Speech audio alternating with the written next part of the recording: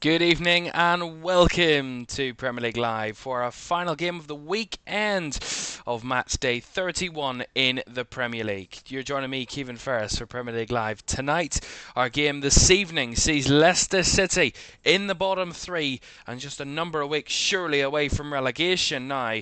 Ruud van Nistelrooy's side 14 defeats in the last 15 games, and they take on a Newcastle side who are chasing Champions League football for the second season in 3 years. We will see if that will help them tonight. They've had a bit of a helping hand over the weekend, Newcastle, with none of the top five winning this weekend. So it is advantage to the chasers for the Champions League in Newcastle, Aston Villa and Fulham and the like. And we will analyse that whole situation throughout this evening. Now, kick-off at the King Power Stadium between Leicester and Newcastle is at 8 o'clock this evening. We'll round up to that game. We'll look ahead to that game in a matter of moments. But it's been a busy day, and it may just be Monday, but in Southampton, it's already been a busy week. It was announced this afternoon through a club statement that Southampton and Ivan Juric had parted ways as of immediate effect. It comes obviously after the confirmation of the club's relegation yesterday. After their 3-1 defeat to Tottenham at the Tottenham Hotspur Stadium. Here is the club statement for you, by the way. This is what Southampton released this afternoon.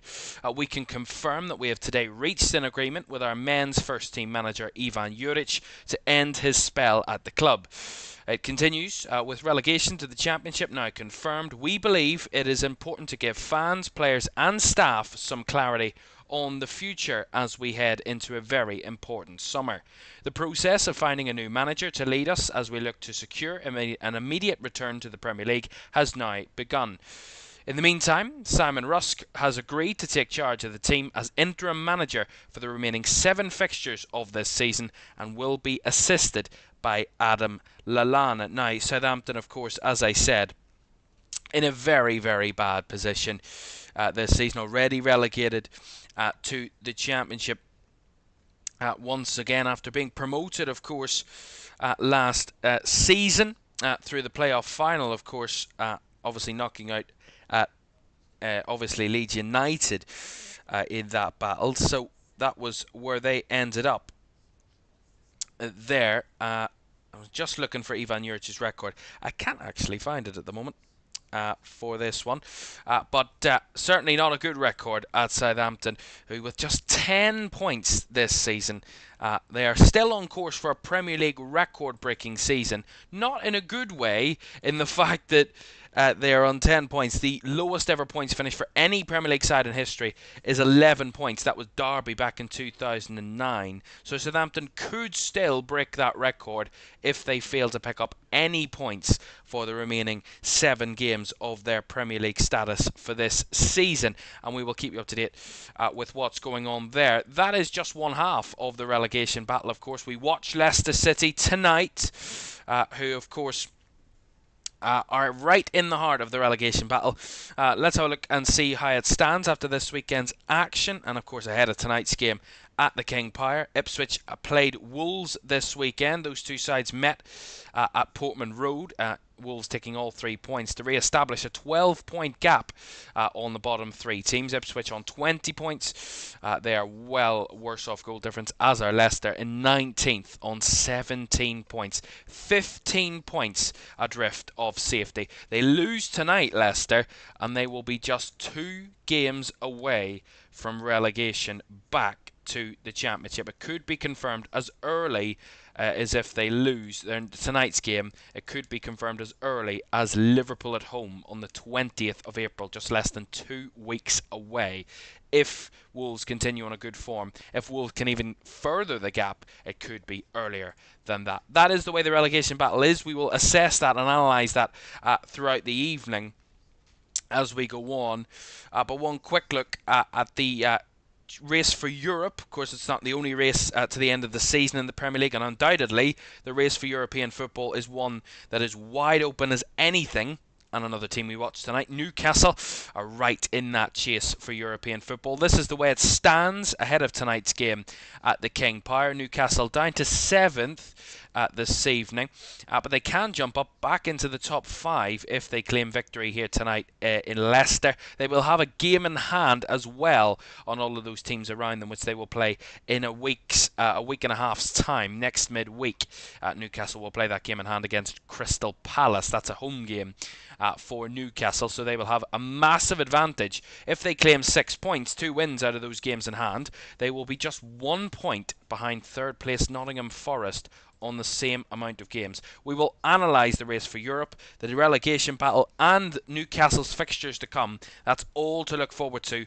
at half-time this evening in our game. But it is time to get ready for our game. It is Leicester against Newcastle United at the King Power Stadium, and we will analyse build up to the game and give you the team news next.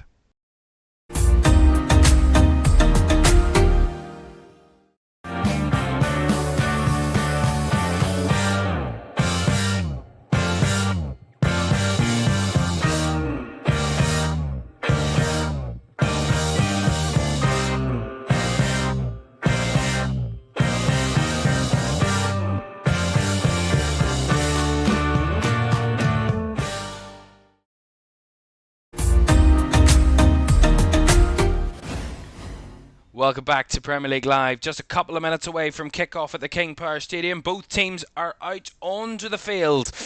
And our referee this evening, Rob Jones, shaking the hands of all of those players. Let's have a look at the two teams then for tonight's game, starting with the home side, Leicester City, who, as I said, could be just 2 games away from returning back to the Championship. They start with Mads Hermansen in goal. They've gone for a back 3/back 5 in recent weeks. James Justin at right wing back.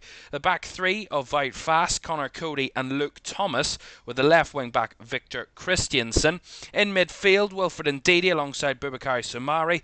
And then the front 3 of Patson Daka, Mohamed El Khanous and Jamie Vardy, the captain. On the bench for Leicester this evening, Stolarczyk, Ricardo Pereira, Okoli, Buonanotte, Skip, Mavididi, Decordova-Reid, Ayew, and Jeremy Monga, 15 years old, born in 2009, would you believe? And he is on the bench tonight, and if he makes an appearance, will be the youngest ever player in Premier League history. Newcastle's team tonight, fresh off, well, a big victory in midweek against Brentford after their first game after their Carabao Cup victory a few weeks ago. They start with Nick Pope in goal, a back 4 of Kieran Trippier, Fabian Schär, Dan Burn and Tino Livramento. In midfield, Sandro Tonali is joined alongside Bruno Guimaraes, the captain, and Joe Linton, with a front 3 of Jacob Murphy, Harvey Barnes on his return to his former club, and Alexander Isak leads the line for the Magpies tonight. On the bench for Eddie Howe's team, Dubravka, Ruddy Target, Kraft, Longstaff, Miley, Wilson, Osula and Neve. It is Leicester, it's Newcastle, it's the Premier League on a Monday night. Leicester in 19th, Newcastle want to jump up to the top 5. Kick-off at the King Power Stadium is next.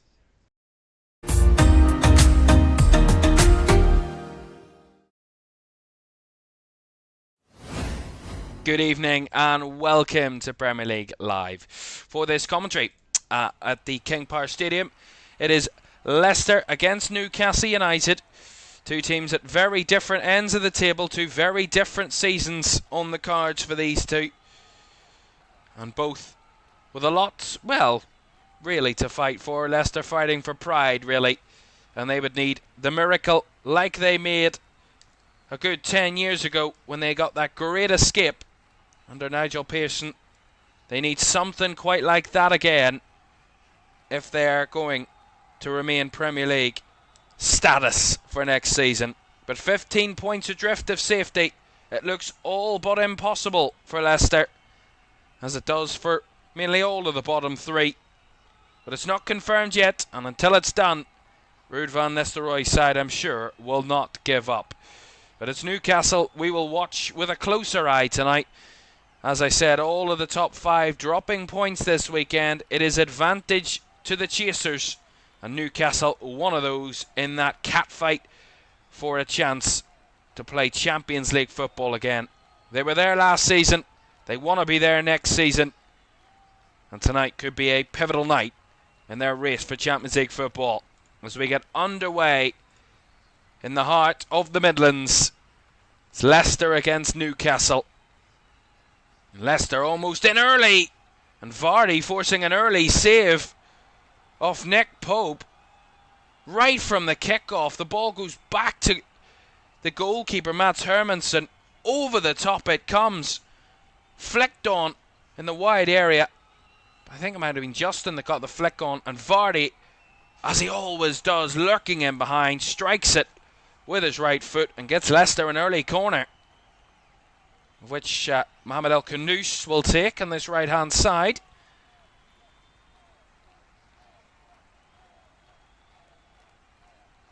El Khanous, right footed, it's a night swinger, headed away in there by I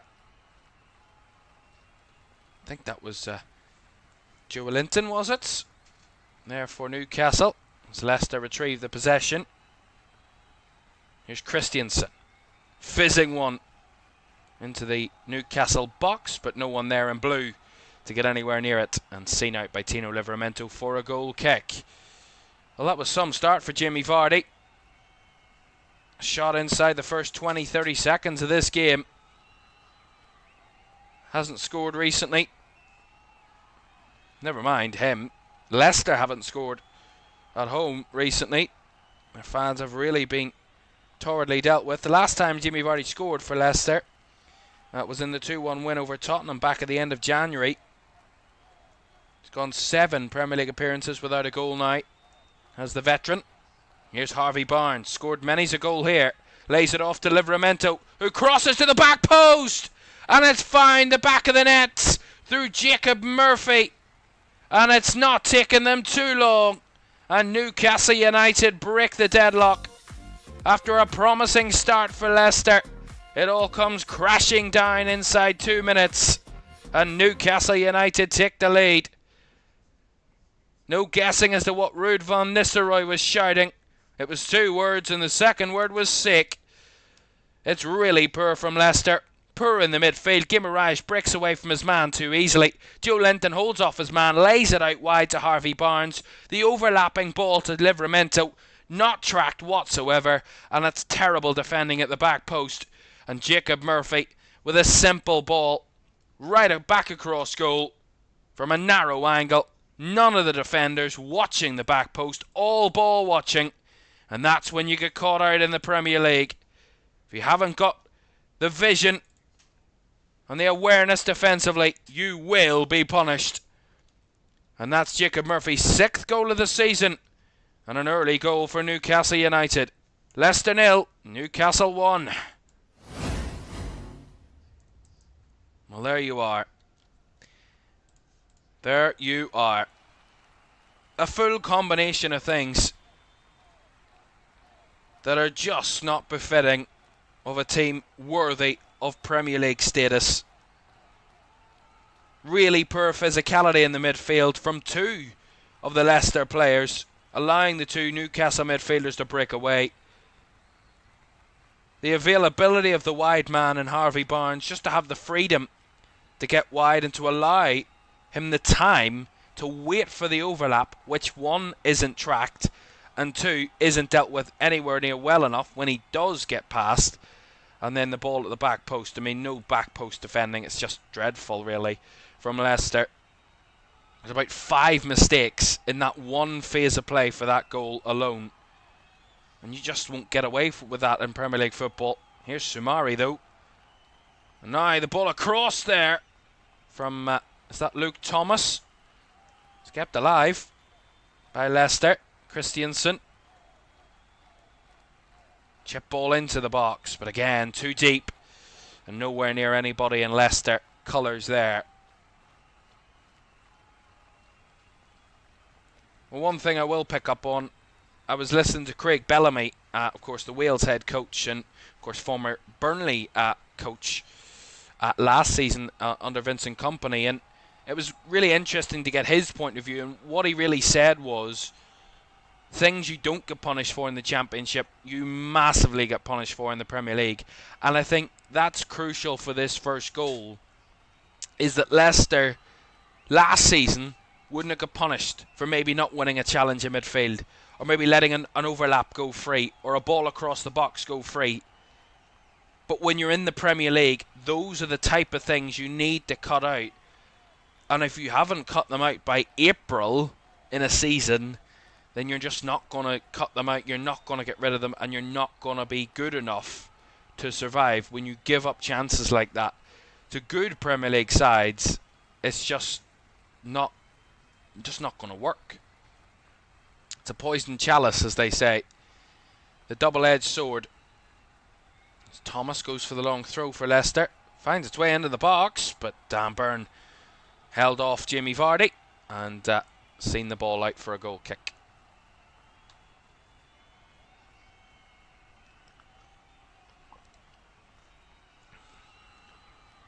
As we get shots of those Leicester fans, it's not a packed stadium this evening, it's not a full house. Not that we kind of expected that, to be fair. The Leicester side, 17 points this season. Haven't scored at home in the last 7 games. 11 hours and 17 minutes, to be exact, since their last goal in the Premier League at the King Power. Here's Harvey Barnes. Might be another one for Newcastle here. Barnes tried to roll it back for Livramento. Didn't quite reach him. Soumare trying to clear his lines. Will be a Leicester throw in there as Livramento tried to keep it in play.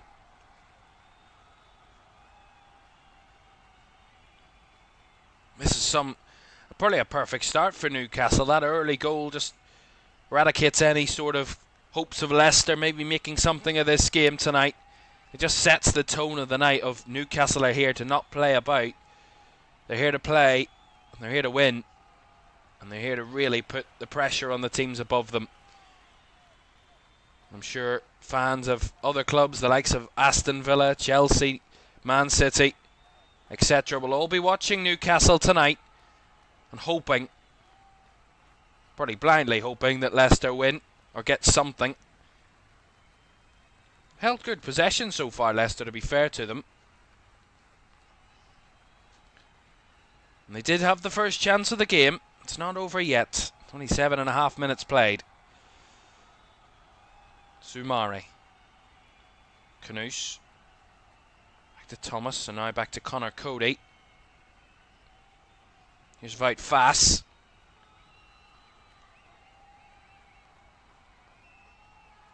Christiansen.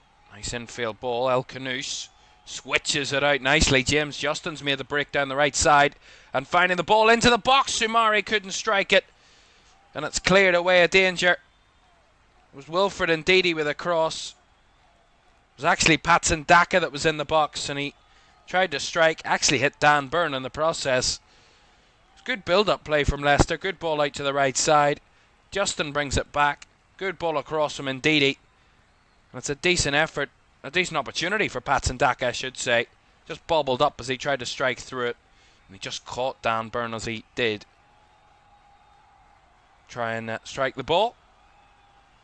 Again, to be fair to Leicester, it's not been one of those where Newcastle so far have completely suffocated them. They have had their possession. Here's Livramento though. Look at the space here for Harvey Barnes. Wout Faes is trying to join him, try and block him. He does the first time, and Barnes goes over the second time. Is still battling those two, and help from Wilfred Ndidi there, and James Justin will get Leicester out of trouble as they win the free kick there to Leicester.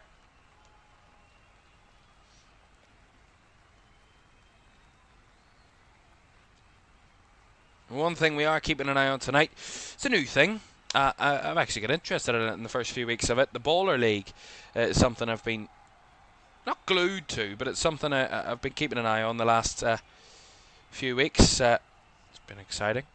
Something different, you know. Something different for entertainment on a Monday night.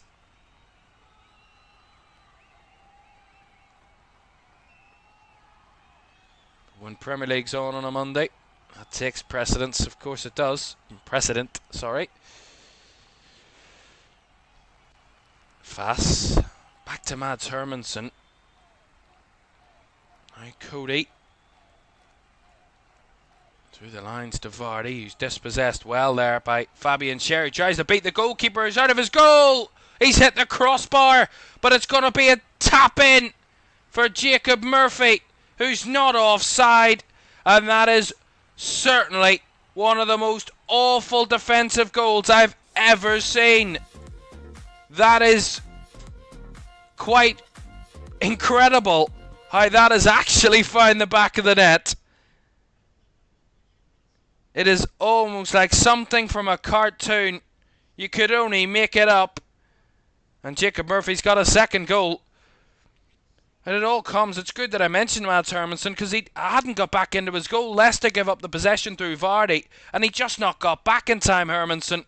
He tried to stretch. Scher's shot comes long distance, crashes off the crossbar. The keeper's already dived into his own net to try and stop it. And as it bounces back out, Murphy hasn't been watched by any of the Leicester defenders, and he's just got a simple tap in. I mean, my goodness me. If you had to want to say, that is just ridiculous. It's a meme goal. That's how bad it is. It's a meme goal. Shocking. Leicester 0, Newcastle 2. It's hard to say easy street, but my goodness it is. What was that? I mean, I would really wish you to go and look at the replay of that, because that is absolutely awful. Awful goal to give away. It's just funny. It's just hilarious how bad that was. Mental. And 12 minutes in, and Jacob Murphy's already on a hat-trick. Scored in the 2nd minute, scored in the 11th minute. Two very different goals, but two certainly very badly defended goals. My goodness me. Not to take any of it away from Jacob Murphy, not at all. Two very good goals in his point of view. They all count. No doubt about it, but I was looking at the table and I was thinking, you know, Chelsea have got such a better goal difference than Newcastle. Newcastle just couldn't. They couldn't finish above them tonight. Mathematically, they could if they score 8 goals tonight without response, which isn't impossible, because there's another shot that's Isak, goes wide. But Newcastle, this is terrible. Again, awful in the midfield from Leicester. They give it away cheaply. Nice little ball by Tonali. Isak off the back of another defender. Breaks away from his man. And he tries to squeeze it in the near post. It just goes wide. But Leicester are all over the place. And that's an understatement. What in the holy hell? I just don't understand how you can be this bad. I mean, it's really awful. Awful. Really awful. And certainly the travelling Newcastle fans are having their fun. And the Newcastle team are having fun. The players are certainly having fun early doors here as Livramento is tackled this time by Wilfred Ndidi. Going to give away a free kick, and he's going to get a yellow card as well, the Leicester midfielder, for that challenge.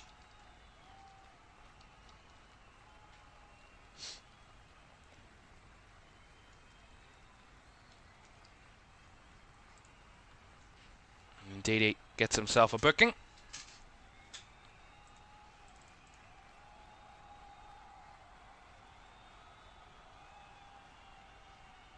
The 6th yellow card of the season for Wilfred Ndidi. For Leicester, one of the experienced players. Barnes takes the free kick short.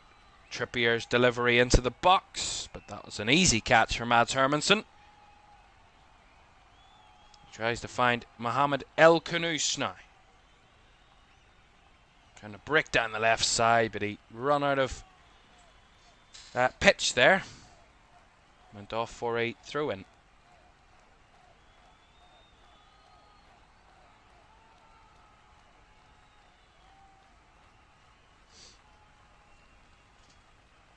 Well, you wouldn't quite believe it. Leicester have had 68% possession so far. 68% of the ball. That's mental. And they've conceded 2 goals in 11 minutes. They're really, really looking bad. I mean, there's no doubting their recent form, but their recent home form is just awful. They've lost the last 7 home league games without scoring.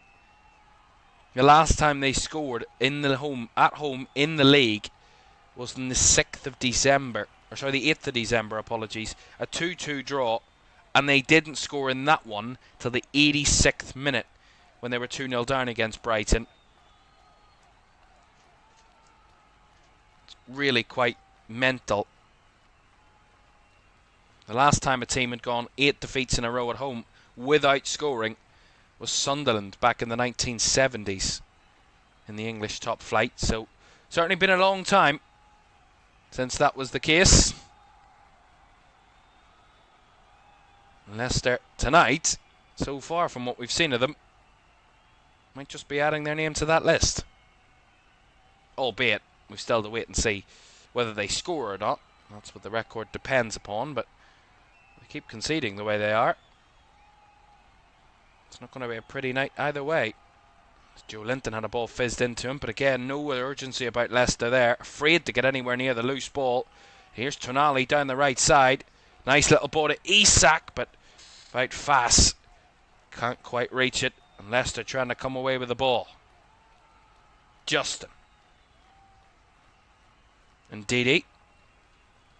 He's just going to roll it back to Connor Cody now.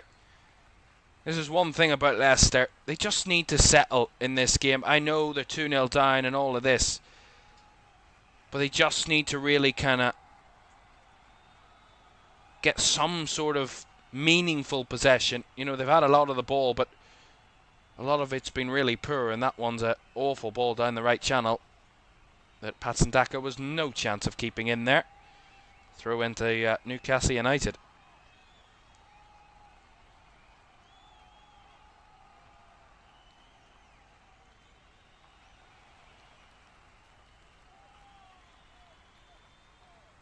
Livramento switches it across. Brought down by Kieran Trippier. Back it goes to Cher, and then back to Nick Pope. Evening, Collier. Welcome in. Great to have you with us. Here's Byrne. Cher. Lovely ball out to Livramento, who deftly touches it onto Harvey Barnes now. Barnes. Out wide it goes to Livramento. Back to Barnes again. Lots of Leicester bodies in the box. Barnes' cross couldn't quite find one of his teammates. As Newcastle recycle the ball here with Trippier. Murphy. Trippier. Now back to Fabian Schär. Well, Jacob Murphy, I said, on 2 goals, he's had a total of 5 touches in this game of football. 5 touches and he scored 2 goals. That's better than Erling Haaland type levels. That shows you how bad it's been for Leicester's point of view. That Jacob Murphy hasn't needed to be in this game at all from that point of view in terms of touches and involvement in the build-up. He's just had to be in the right place at the right time. On both occasions he was. Daka tried to get on the end of a cross there, but Livramento seemed pretty calm in his defending. And got it back to his goalkeeper pretty comfortably there. And I've got to say, I have been starved of goals from my commentary games in the Premier League over the last week. Just 3 goals from my last 4 games. That's a stat for you. 3 1-0 wins for home teams I got last midweek, and then yesterday in the Manchester Derby, probably being regarded as one of the worst games of the season. A 0-0 draw that was really drab. It was awful. Really awful, that Manchester Derby yesterday. Not befitting of a derby whatsoever. Excuse me. Not at all. Just really, really awful. Got to the point where we're basically desperate for a goal. You don't want to be like that. Well, so far I've been treated to 2 goals. One of a very comical nature. The second one for Newcastle. That's a lovely touch by Trippier. Tonali did get his pass off as he was deemed to have been, or thought he was fouled. No decision given there by the referee, Rob Jones. As we do play on. Leicester hampered the possession anyway that they did get for a mere second or two.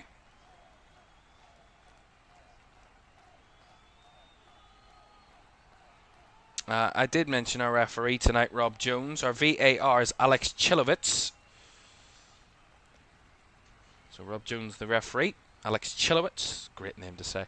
Chilowitz is the VAR.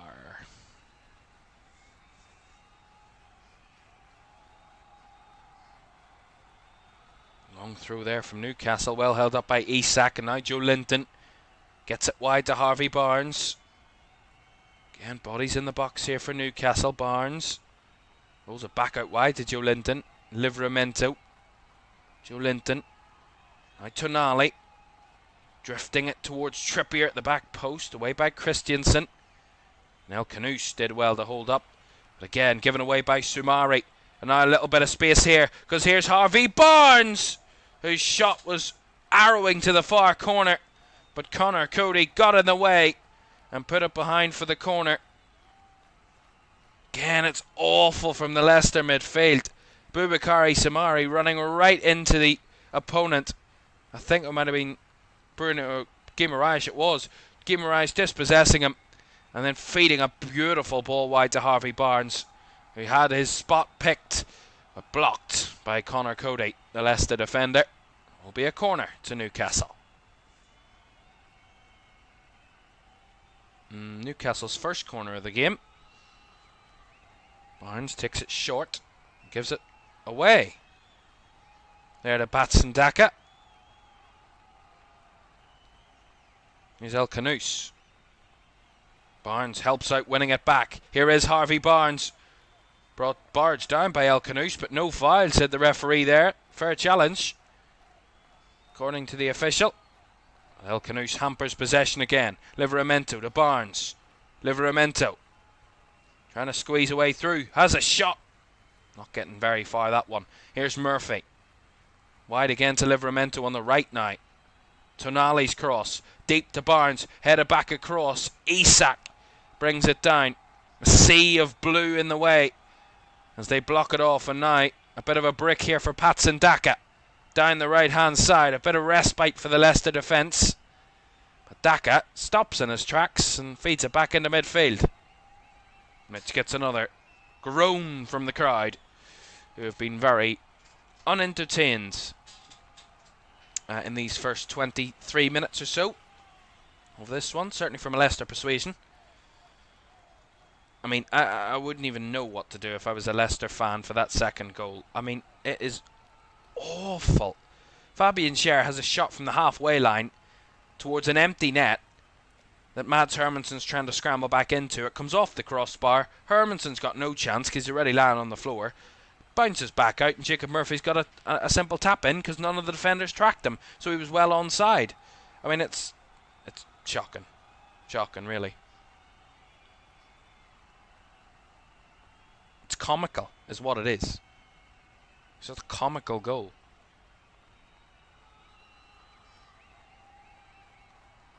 Here's Patson Daka. Bit of space and a bit of room to break forward. That's better from Patson Daka, who's brought down there, but no foul. I could have absolutely swore that was going to be a free kick. I think the Leicester fans and the Leicester players thought so, but Patson Daka has to brush himself down, get back up again. Too sure about that one. Thought that was a foul, but Newcastle back with the ball again.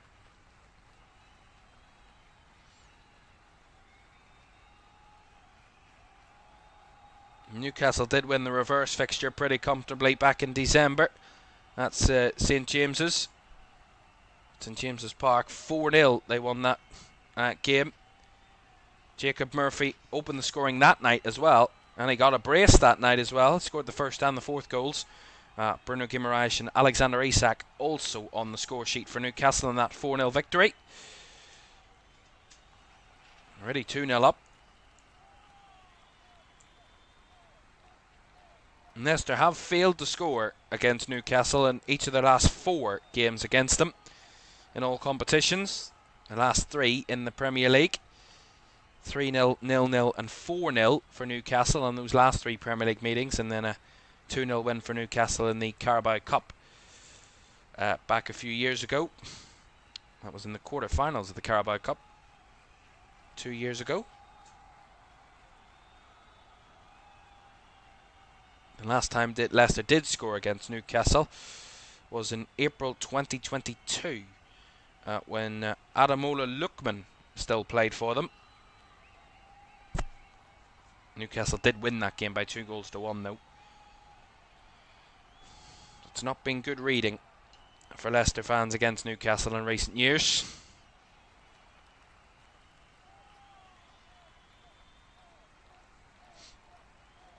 So far tonight, it's been one where you want to hide behind that sofa again if you're a Leicester supporter. Doing that many's a time this season. Here's James Justin. El Khanous. Christiansen looking for a cross. He had Patson Daka as his target, but Sandro Tonali in the way. And Kieran Trippier there, having the last touch, which will be a Leicester corner. I was arguing that, but you could see it clear as day come off Kieran Trippier last. Leicester with another corner.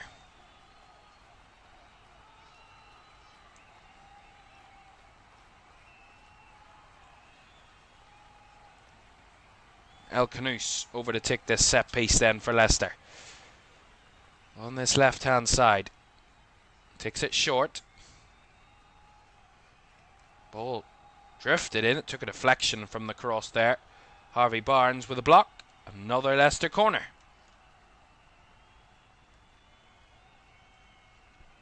Of course, Harvey Barnes was at this club when they were battling for European football themselves. Number of seasons they went on a European chase under Brendan Rodgers. Here's another corner, left-footed this time, whipped into the box. Byrne with a header away. Not getting very much distance on it. Here's El Khanous, feeding it through. Ndidi in the box, allowed to turn. Gives it out wide again to Thomas.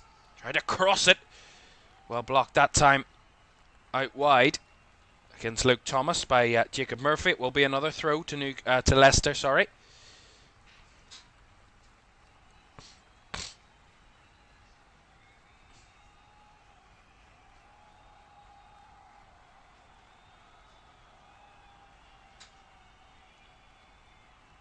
Here's another throw in for Luke Thomas.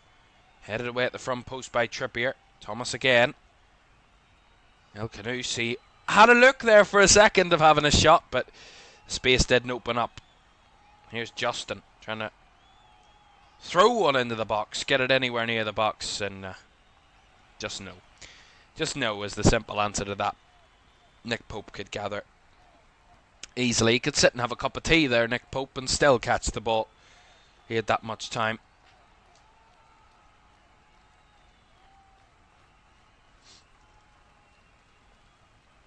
Livramento. Back to Byrne. Nice share. Again, pops that one forward. Well brought down by Luke Thomas this time for Leicester. Fass. Steps inside. Plays it on to Soumare. Now Thomas. Wide to Christensen. A little bit better from Leicester. Oh, just as I say that, Victor Christensen just throws himself at a Newcastle player. They actually win it back, to be fair. Here is Christensen again. Goes down the line, chips it over the top, looking for Vardy, but he was offside. So Newcastle can easily retrieve the ball. Livramento. Barnes. Byrne. To share. Just short of 30 minutes gone. Leicester 0. Newcastle 2. Jacob Murphy scoring both goals. for the Magpies so far tonight.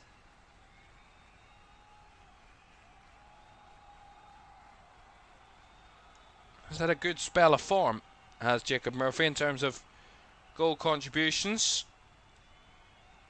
in recent weeks. It's his 4th goal contribution in 3 successive games. Got an assist in the Carabao Cup final, got an assist in midweek against Brentford, and 2 goals already tonight. Well, that's poor from Newcastle in possession, and space here for Leicester to break. El Khanous breaking into the box. He's got Vardy for company. Had the shot himself, El Khanous, and forced Pope into a save. It puts it behind for the Leicester corner. Yeah, it's poor from Newcastle, sorry, in possession.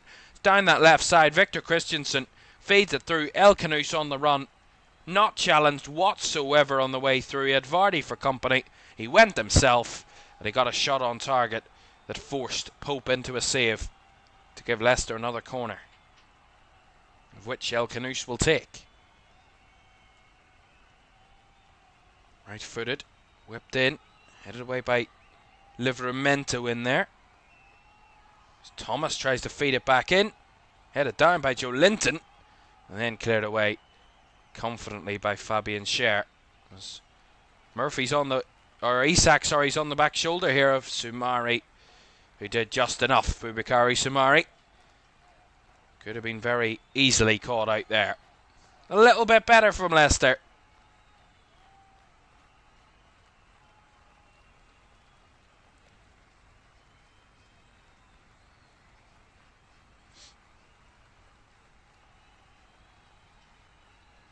Newcastle in a pretty decent run of form recently. Back-to-back Premier League wins against West Ham and Brentford, either side of that Carabao Cup victory, of course. It came off the back of 3 defeats in 4 games in the FA Cup and in the Premier League.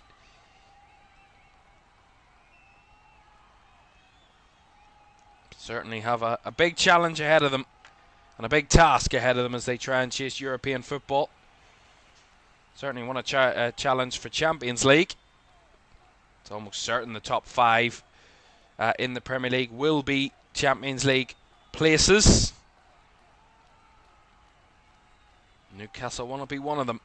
They win tonight, they will be in the top 5 with a game in hand. So very much in Newcastle's hands, really, between now and the end of the season.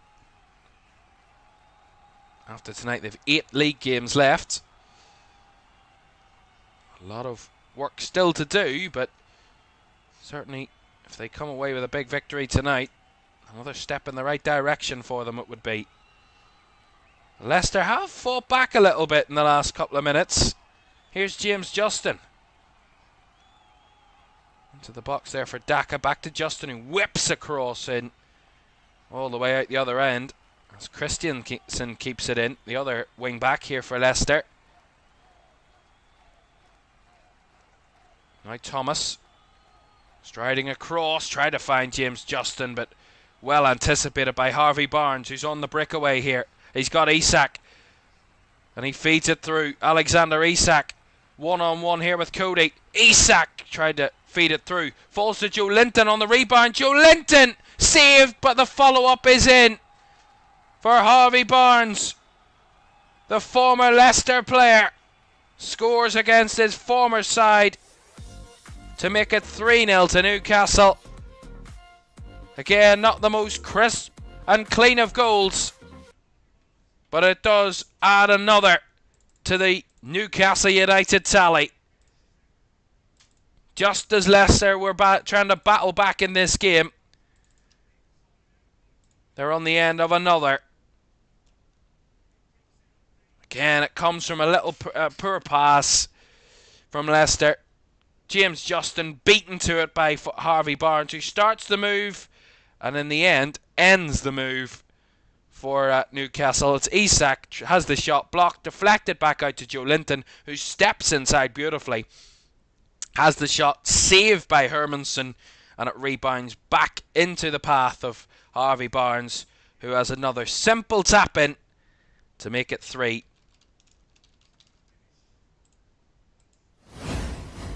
that is really that. I mean, not many of us were doubting where the points were going when it went 2-0. But Leicester were starting to show themselves a little bit more in the last couple of minutes, 5-10 minutes, and it had been more promising from them. Certainly getting forward with more vision, but yeah, not now anyway. 3-0. And to be fair, nothing short of what Newcastle are capable of, but also basically for how Leicester have defended tonight. In one-on-one moments, it's just been pretty much deserved, really. It's been far too easy for Newcastle up front. Oh, was that cross from Christensen? Vardy's header just goes wide. Already leaving. They don't want to see the end credits tonight. I think the end credits are already starting to roll on Leicester City's season in the Premier League. There's no movement from those Newcastle fans, and certainly not from leaving the stadium. They're here to stay and watch their side put on a show tonight. So far, it's not really been one of those games where Newcastle have been at their tip-top best. Certainly been in the right place at the right time on 3 occasions at the very least. And that's what leads to the 3 goals. All very avoidable goals, if you're really honest. The first one, bad defending all round and just not tracking the back post. Second one, just calamity of errors, really. And then the third one is basically just a bit unfortunate with a rebound, but at the same time, again, too much space, too much time in and around the Leicester box. And I think Newcastle are putting on a compilation of really the bad pieces, bad examples of defending when it comes to newly promoted sides in Premier League football, really. Could be like a training video for the newly promoted sides for next season. This is how you don't defend against an established Premier League team and a very, very good Premier League team, especially when you're a newly promoted team. You want to learn how to defend in the Premier League. Certainly don't watch Leicester tonight. I can tell you that much. I wouldn't say watch Leicester at any point this season, if I'm being completely honest. A team that's now conceded 70 goals this campaign. Only pipped to the post by Southampton, who've conceded 74. I mean, you wouldn't bet against them actually conceding a lot more than that. Maybe getting close to the 100 mark. They're not going to break the record. So Sheffield United last season absolutely obliterated that defensive record when they conceded well over a century. Conceded 104 goals last season. So that Sheffield United, the league's bottom side last season.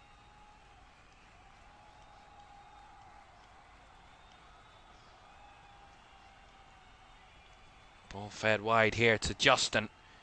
Goes again for that deep cross, but this time far too close to Nick Pope, who can comfortably gather.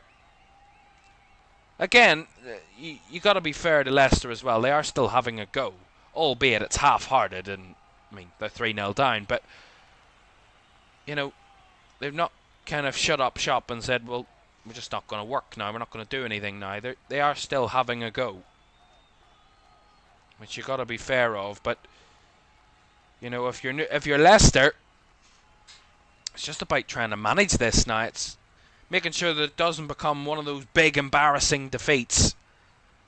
If you remember last season, Newcastle inflicted a really embarrassing defeat on Sheffield United. At 8-0 it finished on that day. Newcastle's biggest ever away win.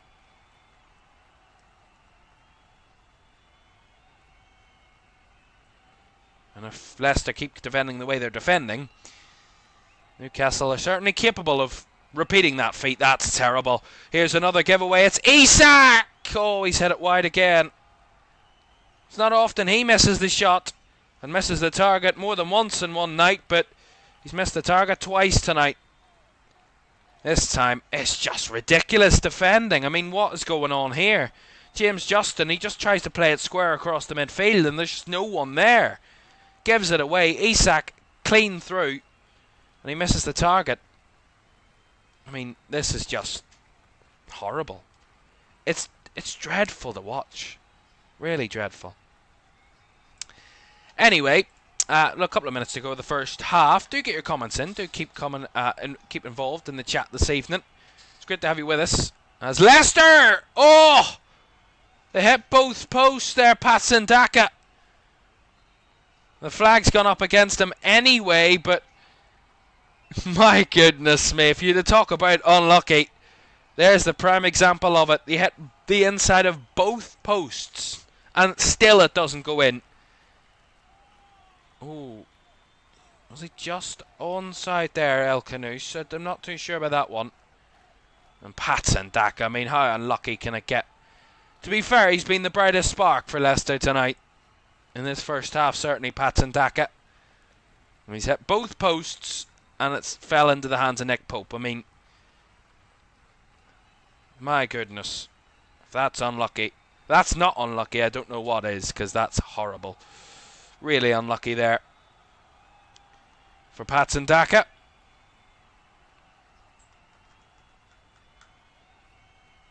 Murphy. Isak again, given too much space. Murphy on the reverse.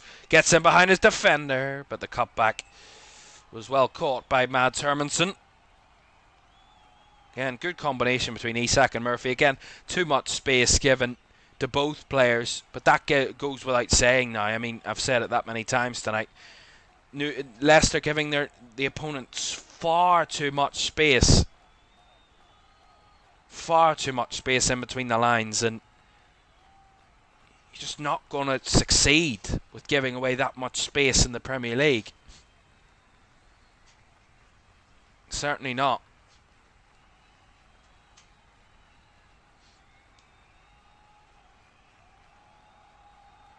Newcastle do have a very good away record.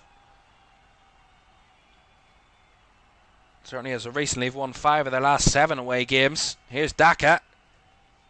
Decides to not cross it and get a corner out of Dan Burn. Only 2 defeats in the last 7 away games for Newcastle United. Were at Anfield and at the Etihad, Liverpool and Man City respectively.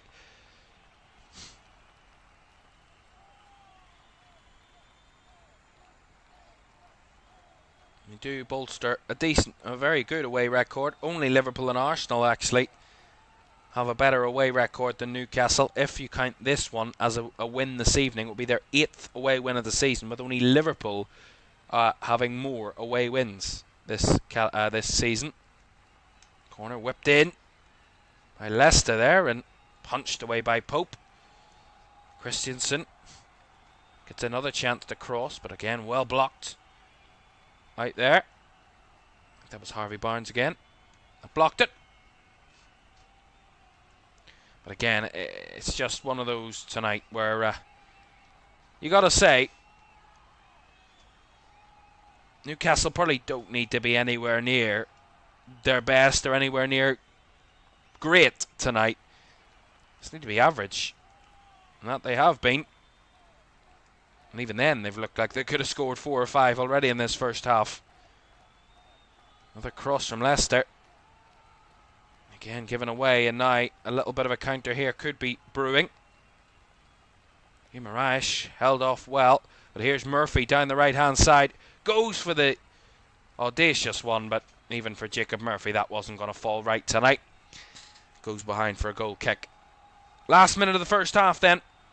Reminder for you, at half-time we will round up the way the relegation situation looks. The race for Europe as well for Newcastle. We'll look at their remaining fixtures for the end of the season, because it is in Newcastle's hands in comparison to the other teams when it comes to Champions League football. Bar the top 3, Newcastle could really leapfrog those Champions League battlers and really hang on the coattails of Nottingham Forest if they come away with 2 wins from their 2 games in hand. One of which is tonight, and the other one against Crystal Palace in I believe, 9 days' time. Yes, 9 days' time. Next Wednesday evening, they host Crystal Palace to Newcastle. That's their other game in hand. As we will cross the 45 minutes and have 2 added minutes at the end of the first half. 2 added minutes. Livramento with a bit of a cheap giveaway there. Quite fast retrieving for Leicester. Sumari. Fast.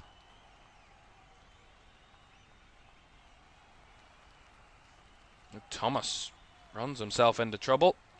Gets a free kick out of it though.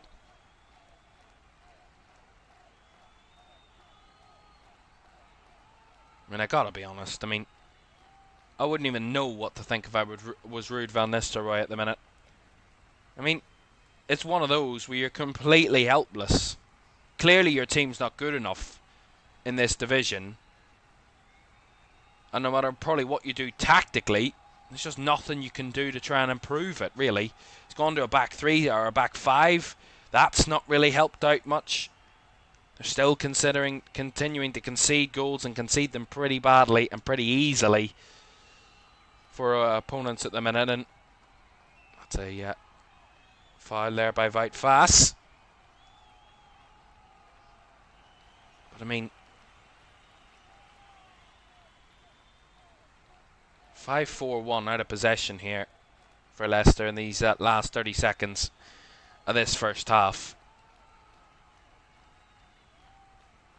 Newcastle, I don't think are in a hurry to do anything really this minute. Wouldn't say they'd be in a hurry to try and add a fourth.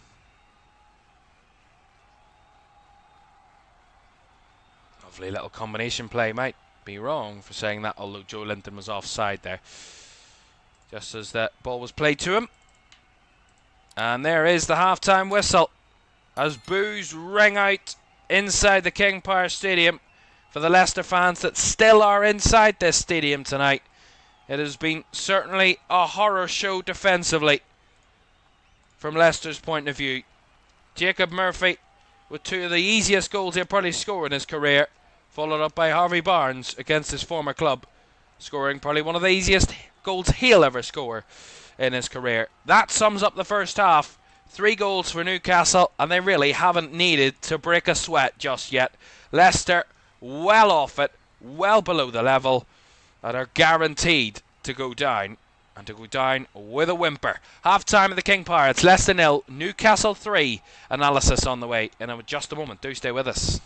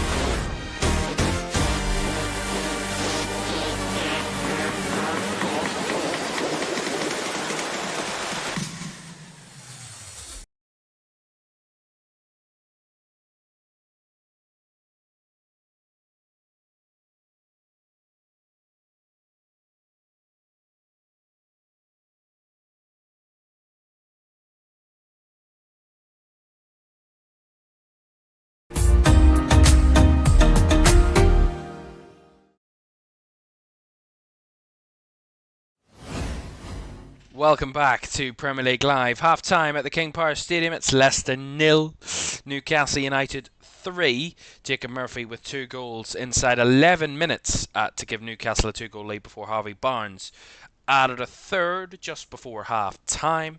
It's been really easy for Newcastle. They haven't really had to get out of first gear, to be honest.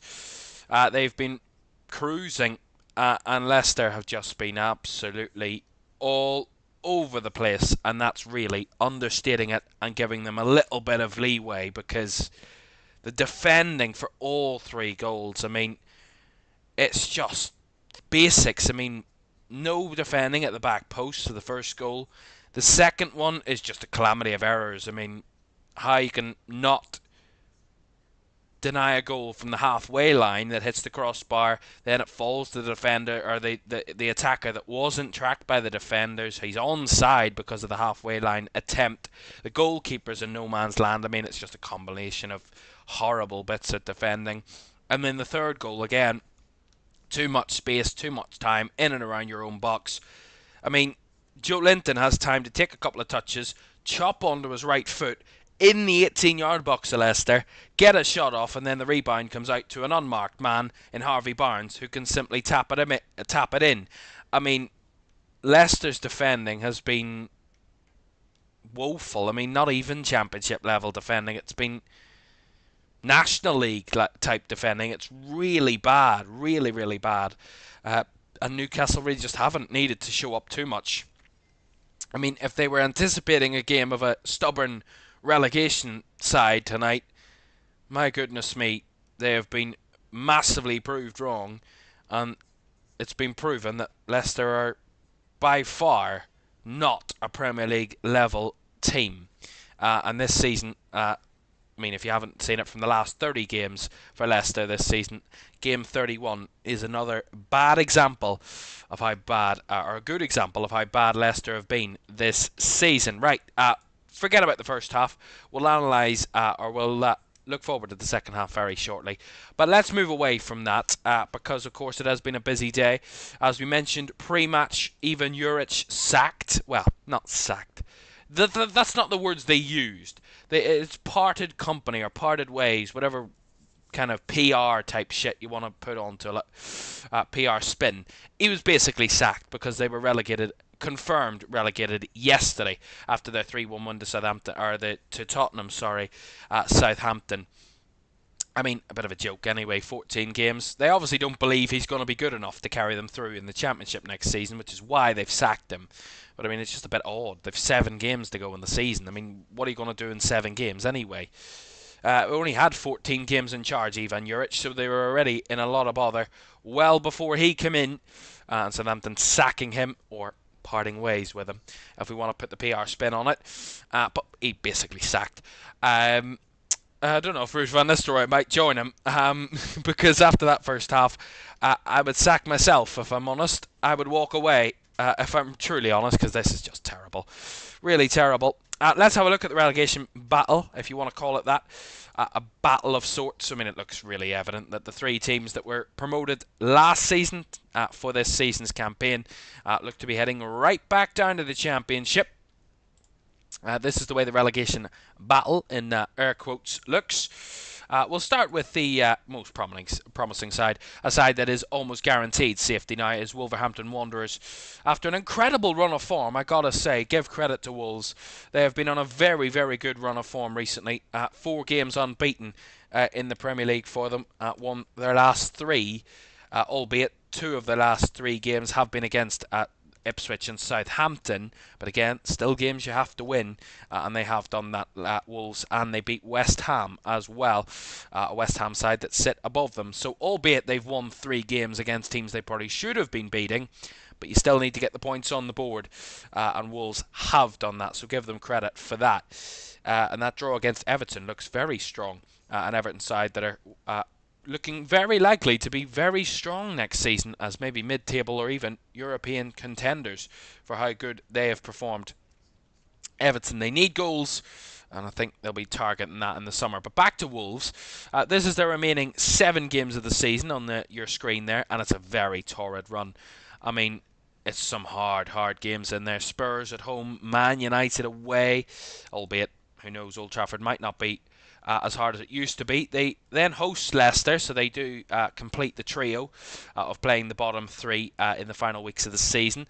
They head to the Etihad, then host Brighton, away to Palace, then end the season at home to Brentford. That is Wolves' remaining 7 games of the season. A couple of defeats in there, surely, and maybe a couple of wins to boot. But Wolves, almost guaranteed safety now, 12 points. It's a matter of if, or a matter of when, not if, really, now, for this, to be honest. I did say tonight, if Leicester lose this evening, they'll be 15 points adrift and just 2 points, or 2 games, sorry, away from being relegated this season.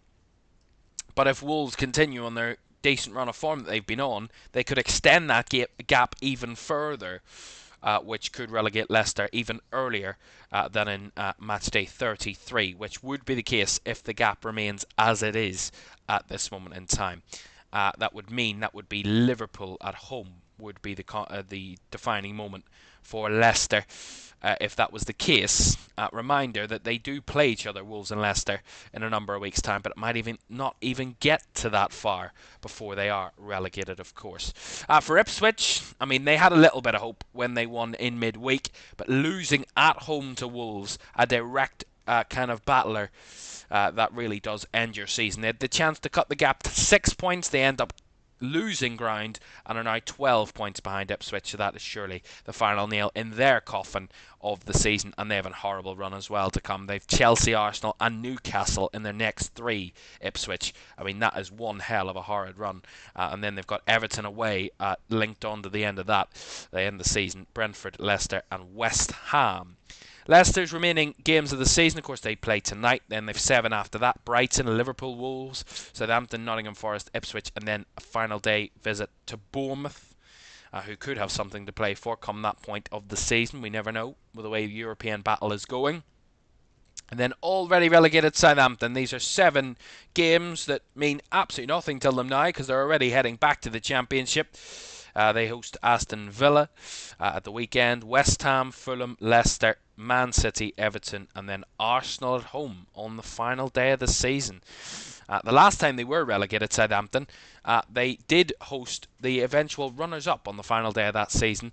That was Liverpool that season, and they drew 4-4 on that day. What an ending that was to their campaign. At least ended on a high note. I don't think that's going to end on a high note this season. For Southampton, those 7 games remaining are basically to make sure they're not record breakers, because they're on 10 points. The record is 11 points for the lowest ever Premier League finish. They could be on course for that. Right, away from the relegation battle that isn't really a battle, let's to the race for Europe, which is certainly a battle. It looks like the top 5 will be enough for Champions League. Those spaces before tonight's game kicked off were occupied by Nottingham Forest, Chelsea and Man City. Obviously Arsenal and Liverpool the top 2, but they're not included in this because they're guaranteed European football, no doubt. Aston Villa got themselves a big win against Forest, so that pulls them back into the mix on 51 points. But again, as I said, it's advantage Newcastle. They have a strong goal difference of plus 10 before tonight. That'll be plus 13 as it stands. And they would be on 53 points behind Chelsea. They would be in 5th as it stands, Newcastle, and would still have a game in hand. If they win their 2 games in hand, which includes tonight's game, they would be on 56 points. They could arguably, probably at that point, could have a better goal difference than a number of the teams around them, which would mean it would be massively in Newcastle's hands for a Champions League space, albeit Forest would still be above them by a point if they were to win those 2 games, Newcastle, but that would be one hell of a battle as well there. For that one, and it might be a scrap between Chelsea, Man City and Newcastle for the remaining, or Chelsea, Man City and Villa, for the remaining place. But you never know. Fulham and Brighton might cascade themselves back into the mix. It is that close of a fight. It is a real battle for the race for Europe. And looking at Newcastle's remaining games of the season, I've ranked them, so I've given them a ranking of 1, 2 or 3 based on the difficulty level I feel that they have to the end of the season. So 1 is of course the easy games, or the games I think they should be winning comfortably. The 2s are those that they might draw, but they could also claim a win. And then the 3s are those difficult games where I think they will really be up against it and will have a tough time of it, but could still nick a good result out of if that was the case. Of course, they could win any of these games, but I'm just saying, ranking them based on how I feel these teams are against Newcastle this season. So the ones, Leicester of course tonight, which is actually proving to be the case, but that's not Nostradamus type levels of prediction. It's pretty obvious that they would probably beat Leicester tonight. Crystal Palace at home is their game in hand, which I think is a very kind game in hand. It's home against Palace, a side that probably have nothing to play for this season. come the end of the games. I think that should be an easy win if they really show up next midweek. Ipswich at home, again, another side going to be relegated. I think that should be an easy one. Then the twos, the next level up. United at home, it's one of those where if United show up, they can come away with something, but it's one where Newcastle should pick up something out of that, especially being at home. I would say that should be a little bit better for them. That was the one where I was like, is it a 1 or is that a bit too disrespectful? Considering United getting a draw out of City yesterday, there's any possibility they could scrape something. You know, it's Man United. You never know what you're going to get. The other two level games are coming at the end of the season. If they're still in the battle, still in the chase, come the final 4 weeks of the season, I think Newcastle could be under a bit of pressure. They head to Brighton on the 4th of May, which is a level 2 type game in my opinion. I think it's hard. It can be one of those ones where you could be caught out and beaten by a good Brighton side who might be in a European battle themselves, come that point. Chelsea as well, albeit at home it would be a level 3 if they were away, but they're at home, so I think that brings it down to a level 2. And then Everton at home. Everton, a very hard side in the league recently, with that really good form under David Moyes. But at the minute, level 2 should be enough for them. But Villa and Arsenal away are definitely really tough ones for Newcastle. But you never know. It is in their hands, and they've got it all to do to the end of the season if they want to appear in next season's Champions League. We will see. The second half, where Newcastle are 3-0 up at half-time against Leicester. It has been really bad from Leicester defensively. Can it get any worse? Can Newcastle help their goal difference a little? Second half's on the way next.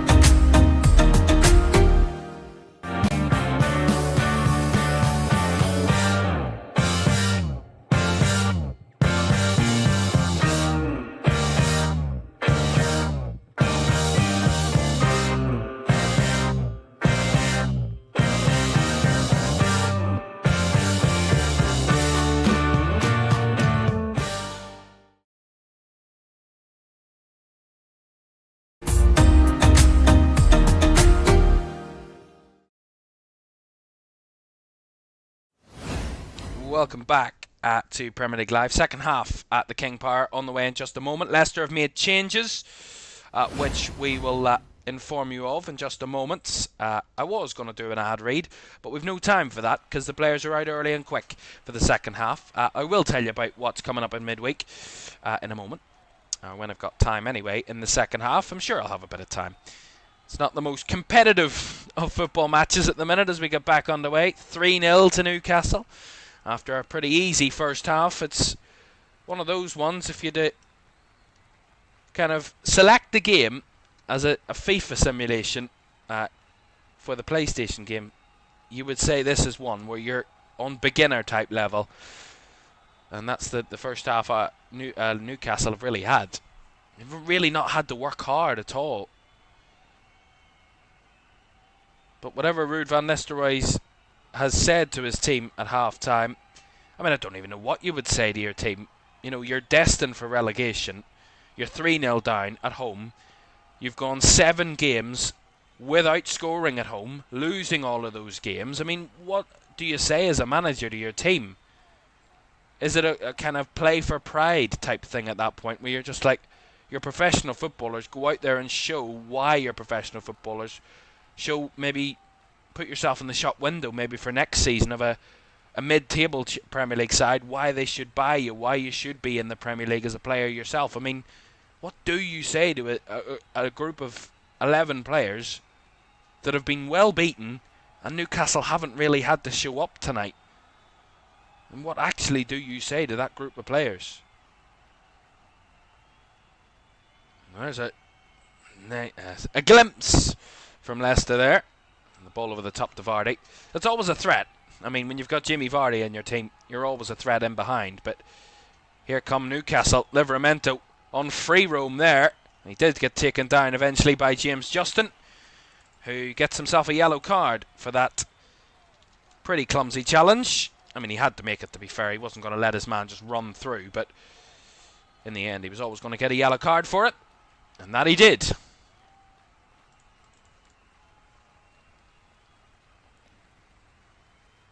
Yeah, it is a foul. And a yellow card for James Justin, his 5th yellow card of the season. Tino Livramento has caused problems down that left-hand side all night, really. That overlap is something Leicester really just haven't got to grips with at all. Between Harvey Barnes and Tino Livramento. He's that relaxed, he's tying his shoelaces there. The Newcastle fullback. As they ready for this free kick. Fabian Schär that's over it. And Kieran Trippier, of course. Quite interesting that Fabian Schär's in this vicinity. I'd say, well, if I had to take a guess at the distance there, I'd say about 23 yards, 24 yards out, wide on the left. Schär and Trippier over it for Newcastle. Kieran Trippier over the bar. Got it up over the wall. Couldn't get it dipping back down towards the goal. And a goal kick is the result of that set piece.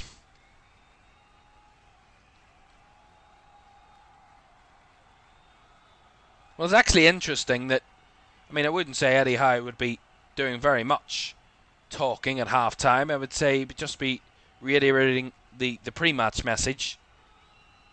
Oh, flag stayed down here against Vardy. He made another run in behind. He's not got many options there, though. So he tries to drift across into the box and does come back to Nick Pope pretty comfortably. But as I was saying about Eddie Howe, I don't think he really would have had to say very much to his players at half-time, and maybe he wants more quality out of them, to be honest. You know, 3-0 up at half-time, and they really haven't had to show very much quality, Newcastle. And they've given it away cheaply there. They don't want to be complacent, and I think that will be the message that Eddie Howe would have said to his players, is just don't be complacent. Don't think that you're 3-0 up, you've won this game, and that you're kind of, I mean, you probably have won it, but don't want that complacency creeping in and maybe dropping the performance level and maybe giving Leicester a goal or two.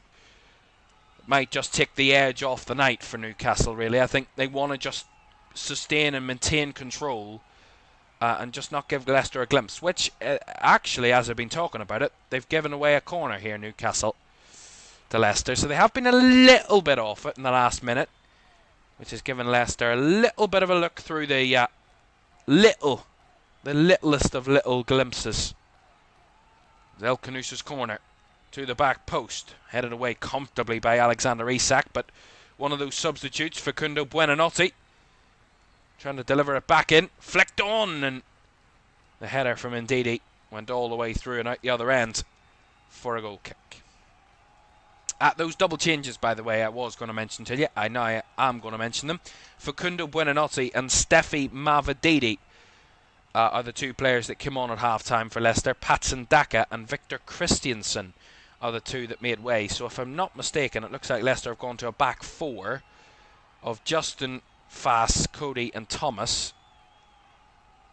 And then gone to maybe a front three, maybe a 4-3-3 maybe? Say it again. An offside flag up there against Jamie Vardy. It's a couple of times already in this half he's made those runs in behind. Didn't really see very much of it in the first half, but already making those runs off the back of the Newcastle defenders. It does look a little bit more like a 4-3-3 from Leicester.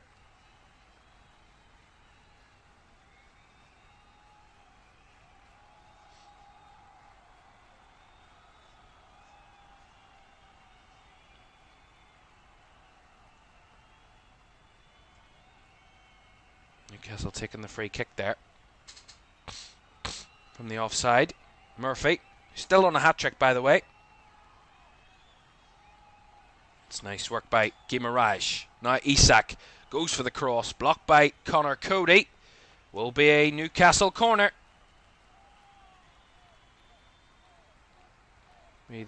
Only their second corner of the night for Newcastle. Leicester have actually had 6 corners tonight. Newcastle with only their second of the evening here on this right hand side.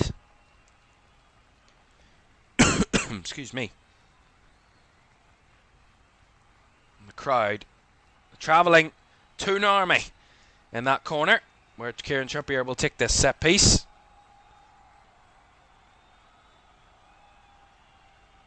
Trippier's delivery. Fizz to the back post. The header is up for Burn, but cleared off the line there. Or cleared away from danger, shall I say, by Jamie Vardy. And Ndidi tries to find it into space for Mavididi to chase. Just about recovered by Trippier, and Pope clears it long of danger.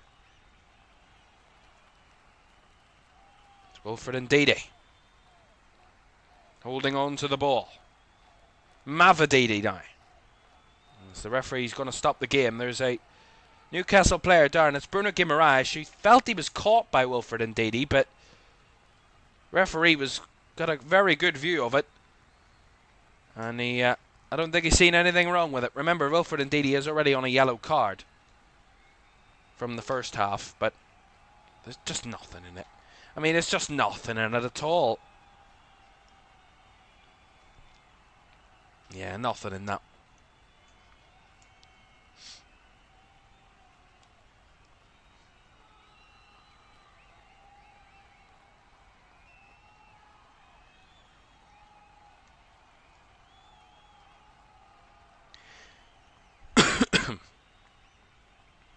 Guimaraes gets back to his feet after momentary treatment for no reason whatsoever. He was fine.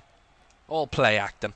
As he's told to get off the field by the referee, because of course receiving treatment you have to be off the field for at least 30 seconds before you can be allowed back on. And Rob Jones, the referee, just relaying that message to Bruno Guimaraes, the Newcastle captain, which he didn't take too kindly to, but it is the rules. Indeedy. Fass to Connor Cody.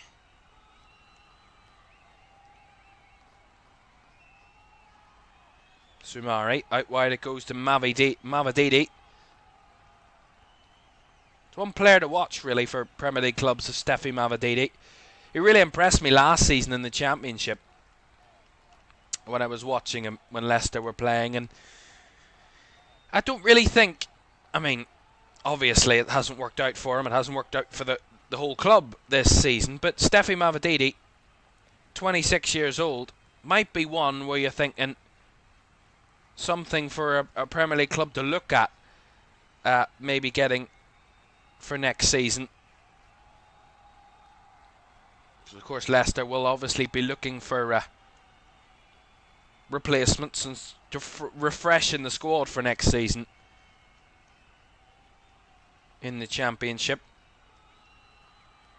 Has scored 3 Premier League goals this season, Steffi Mavididi. His last goal came in the FA Cup, actually, for Leicester in a 6-2 win over QPR.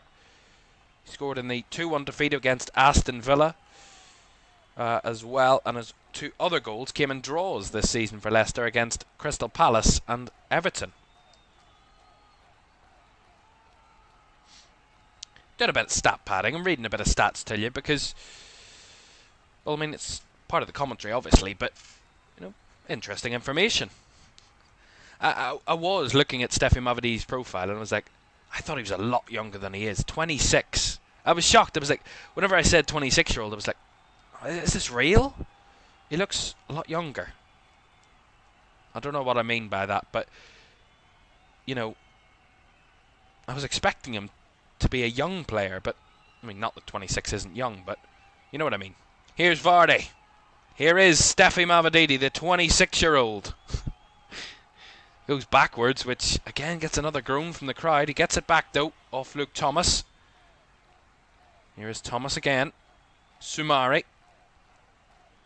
Fass. A little bit better from Leicester. The last time I said that, though, they conceded a goal a minute later. Cody. Thomas. Excuse me. Starting to develop a little bit of a cough, maybe. Maybe caught the disease that Leicester are surely kind of living with at the minute.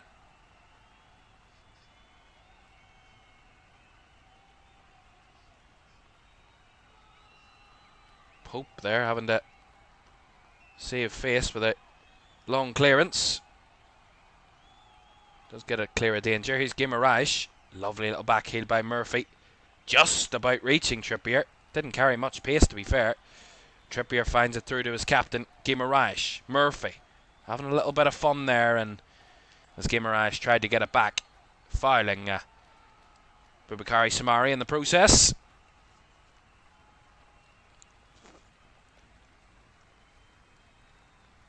To be fair, I don't think we're going to quite see the 8-0 thrashing that Newcastle gave to Sheffield United last season. I don't think Newcastle really need to do much more. They can just manage this game now, just settle, manage it, maybe try and push for another, but don't go gung-ho and be desperate for it. Just manage this game to the end now, really. Done the hard work, if you had to call it hard work in the first half. They've given it away cheaply there. Short pass by Dan Burn, but that's an awful ball towards Mavididi. He does well to keep it in play. Steffi Mavididi bricking into the box, trying to lift it to the back post. Defended away by Livramento, but kept alive by Justin. His cross was blocked. Kept alive by El Canouse, who whips it in deep, all the way past Vardy. Kept alive by Mavididi. Edge of the box, whose deflected effort goes behind for a corner. That's a little bit better from Leicester. More vision, more intensity, more intention, really. A little bit more promise. Steffi Mavididi involved once more, as Leicester get their 7th corner of the night. And they're good at taking corners. We'll give them that. They're good at winning them, actually. Not taking them. Good at winning them. Here's El Canouse again. Left hand side, in swinger it will be with the right foot. Deep to the back post. Headed away back there by Murphy. And a good bit of bounce there. It helps Leicester out to retrieve the possession. Here's Soumaré. 1-2 with Mavididi, but that ball a little bit behind Soumaré, which takes a little bit of momentum out of the attack there.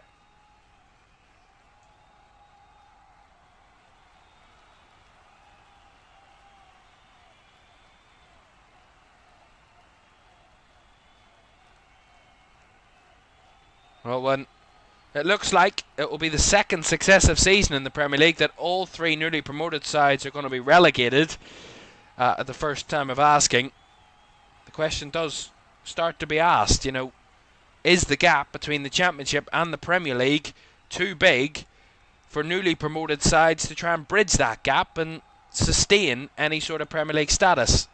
Albeit, the year before last season, all 3 newly promoted sides stayed in the division. Is it just a bad crop of Champions League sides coming up, or is it that the Premier League is getting stronger and stronger quickly, that gap has grown exponentially over the last number of years? As here come Newcastle again. Isak rolled it back to Joe Linton on the edge. Well charged down. Didn't get the chance to shoot as Tonali takes control of the ball again. There's a Leicester player down, which is going to see the game stopped. It's Buonanotte who's holding his left hand in real great pain here for Facundo Buonanotte. Doesn't need any on-field treatment. I will put that poll in the chat, actually, for you if you want to get involved. We did a poll at the Manchester Derby yesterday when we needed a bit of time, a bit of conversation. There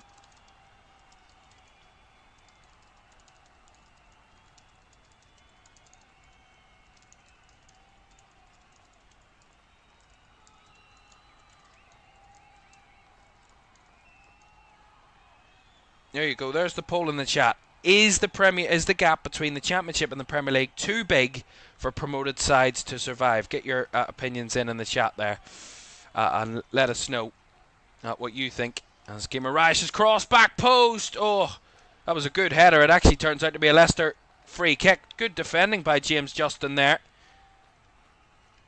It's a great cross by Guimaraes. It was pinpoint for Harvey Barnes at the back post. And James Justin leaps up. I didn't spot him initially. He leaps up and wins the header and ends up winning a free kick. And so far, a couple of votes coming in. Keep those votes coming in. Do get involved. Thanks each and every one of you for joining us this evening and watching the stream, the watch along. So far, it's 100% in favour of the gap is too big. Yes is got 100% of the votes so far. Keep those votes coming in. We'll keep an eye on that poll throughout the remainder of the game. And anything else you want to say, do get it into the chat. We're here to have a convo and a conversation this evening about this game. Maybe the Premier League in general. Any sort of topics. You know. It's a nice takedown by Buonanotte. He seems to have recovered from his little hand injury a minute or so ago. He's a fine player as well, Facundo Buonanotte. He's actually on loan from Brighton. And certainly might be spotted for the future. The young Argentinian on loan from Brighton for the full season. I mean, I think Brighton are going to take firm grip of him from next season onwards, I would suggest. Maybe just needed a season to refine his craft a little bit. Facundo Buonanotte. As Newcastle come forward here. Joe Linton. Ball into the box, just a little bit too much. Mindblown has said, need to get rid of PSR for anyone to go up and survive. Well, that is a big conversation. You know, it's got to be you've got to be honest when you think about it. You know, Newcastle had their problems last season of PSR and had to make a sale or two to really balance the books, and that is a problem for even an established Premier League side who've been doing well, got Champions League money last season. So if they're struggling, then yeah, you're 100% right that, you know, newly promoted sides are probably going to have no chance at balancing the books. And if they do go down, they're solely relying upon the parachute payments of being relegated. So yeah, you're 100% right. Is PSR fit for purpose?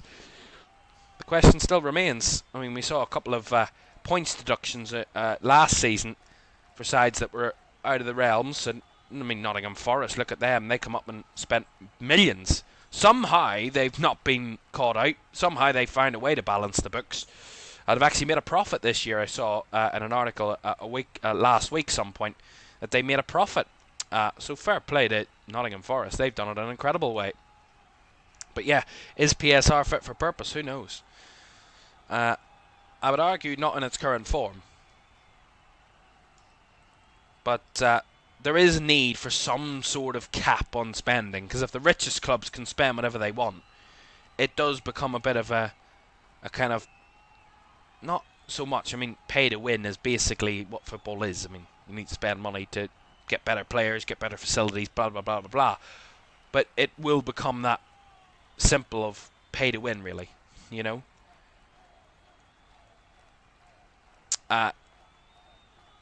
Euamations, if I pronounced that right, I've no idea. Euamations, I think it is. On a bus ride to Barcelona going through France at the moment. Oh, lovely. Sounds lovely. What are you going to Barcelona for? Interested to find out. Holiday? Just a nice trip. I'm sure France would be lovely to drive through. Maybe not at night time, but maybe during the day. Football. I would like to know what that's all about. Is there a Barca game? Of course there is. What am I asking? Is there a Barca game? Of course there is. There's a Champions League game on Wednesday night, which we're partly covering here on LFS. I'm guessing that's what you're going for. Yeah, I mean, that's one of my dreams, to go when the new camp, that's easy to say, isn't it?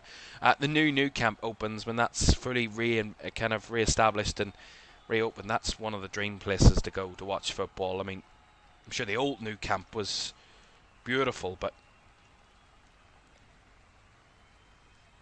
yeah,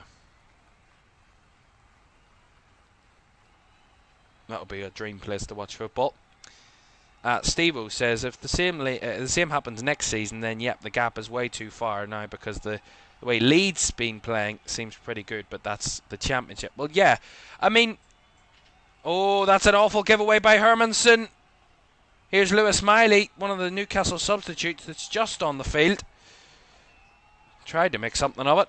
Leicester got bodies back in time. That's the shot! Oh! That shot from distance there. Hermansen did take the pace off it. Had to catch it the second time round. My goodness, that was an awful mistake initially here. We'll see it again. He tries to play it in the midfield. I mean, what's that? I mean, to be fair, Wilfred indeed he does well to stop Lewis Miley having a straight run in on goal, but yeah.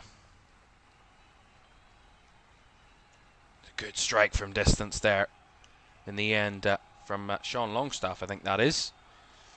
It caused Mads Hermansen a bit of a rocky one.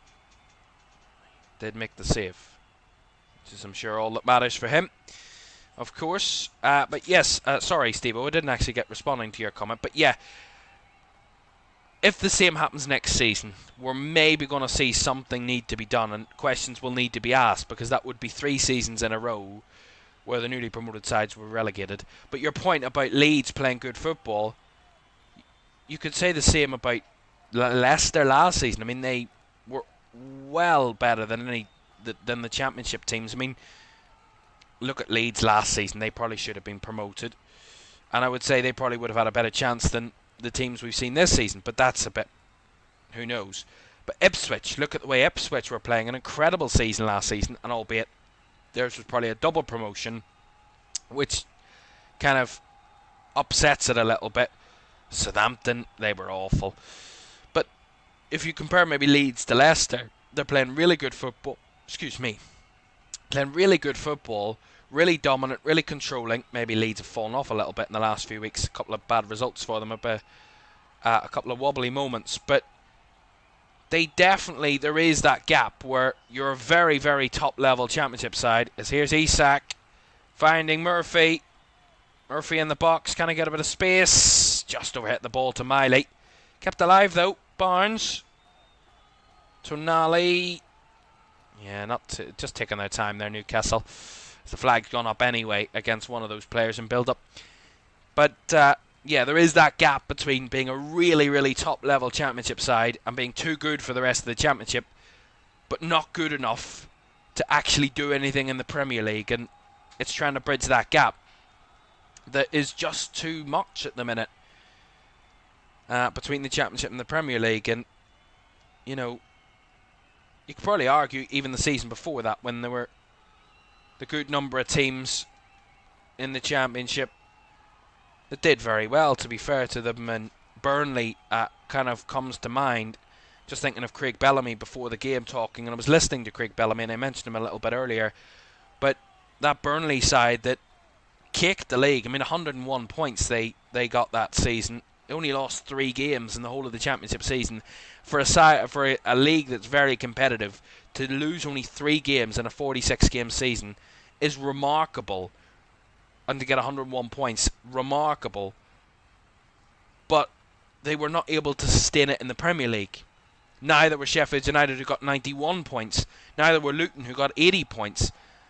You know, 3 teams that did very, very well in the Championship that season, but none of them could sustain it in the Premier League. Again this season, 3 teams did very well in the Championship, not able to sustain it again. It is a question. It's something that's interesting, and they might have to address in recent seasons. I don't know how you address that sort of problem, but, you know, I mean, one, you could probably argue, is it a 2-up, 2-down system? But then the playoffs are so interesting and so good that you don't want to stop that. But, you know, who knows what's going to happen in the future. But, yeah, there is a gap, and it's getting bigger season on season. It'll be interesting to see how the authorities try and bridge that gap, because it's not only hampering clubs in terms of staying in leagues, it's hampering them financially. Massively financially, and whether we like it or not, that's what football comes down to. I didn't inform you on the last Newcastle substitutions. I was enjoying that conversation.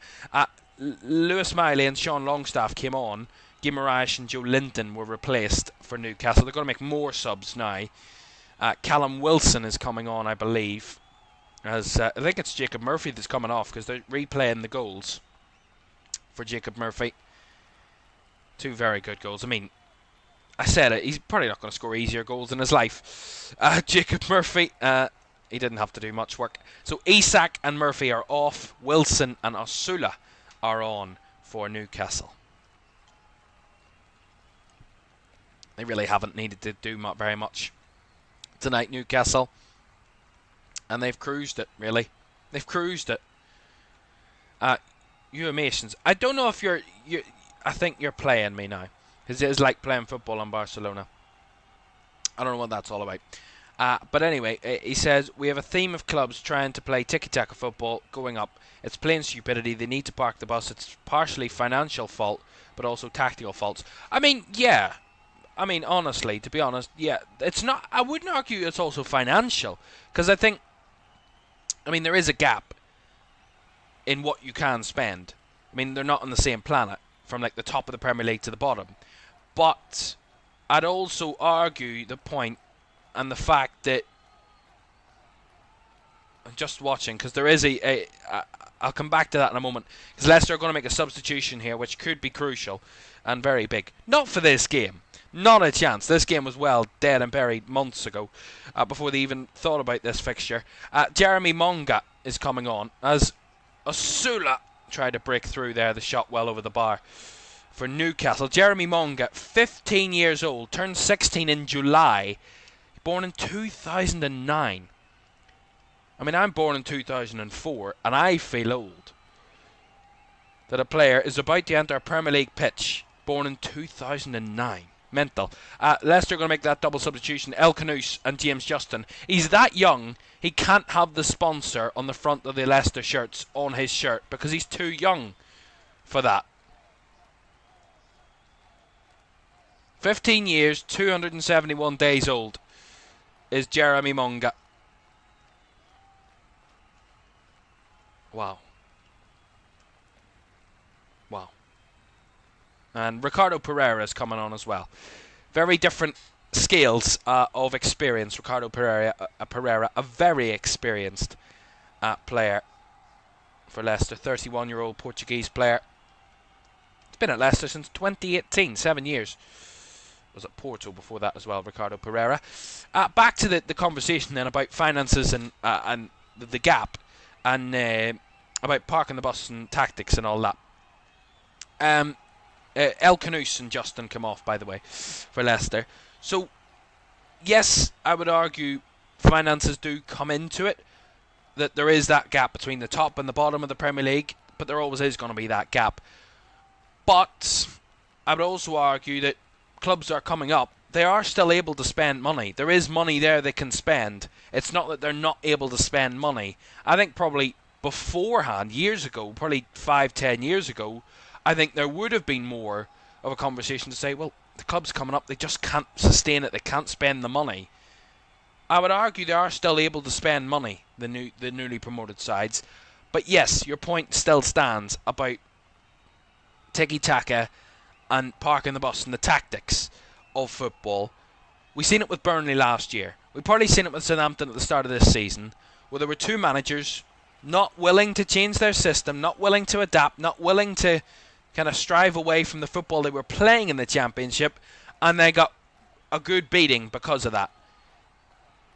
Even when you do adapt, there is still that level of, you're just not good enough. If you're not good enough, you're not good enough.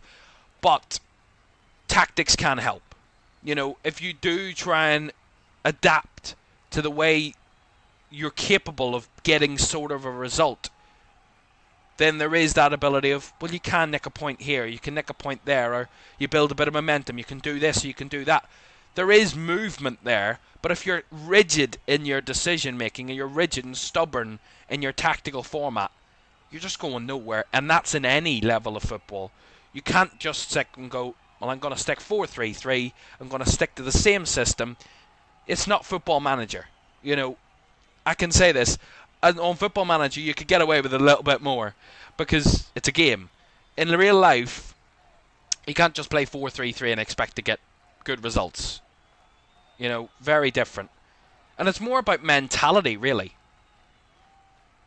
that comes into it as well. It's mentally tougher in the Premier League. Much mentally tougher. As the corner comes in for Leicester. And that header at the back post from Sean Longstaff puts behind for another corner. Certainly done well in the corners front tonight. This is their 9th corner of the game for Leicester.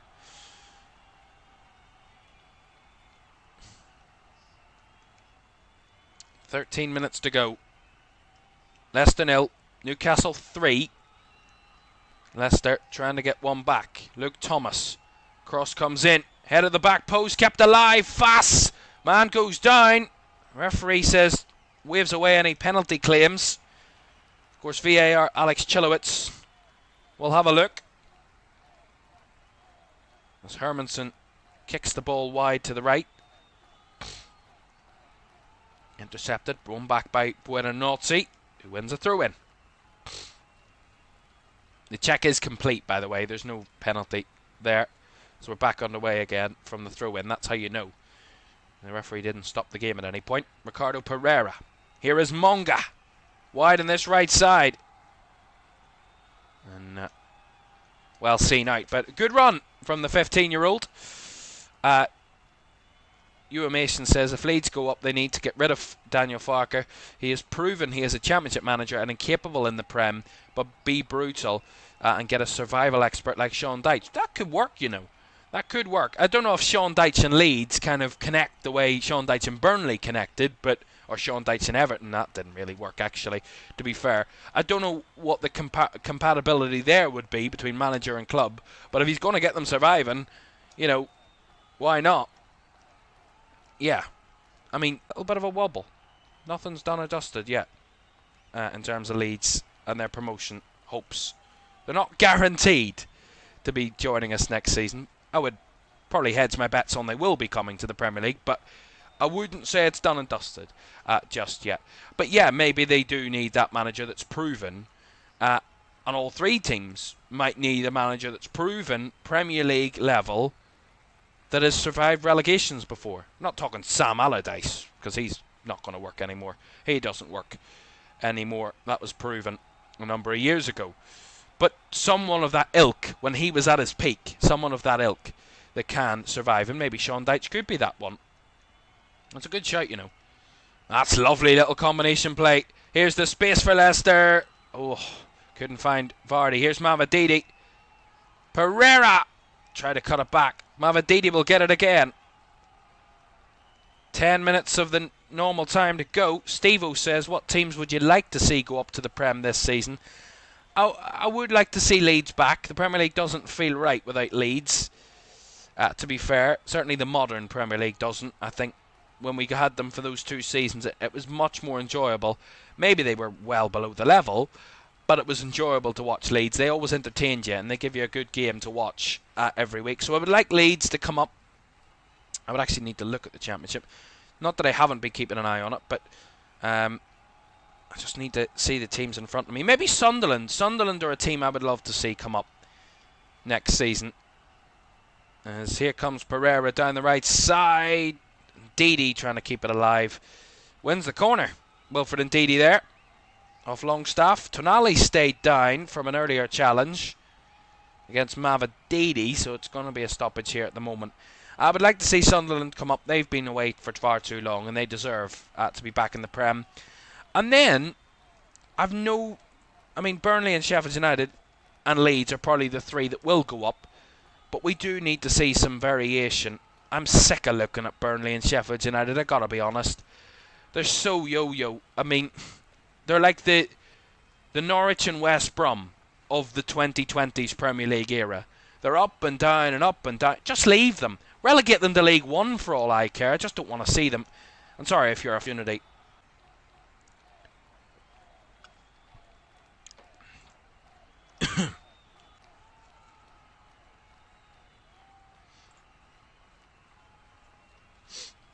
Apologies for the breakup in the stream there. We're having some problems.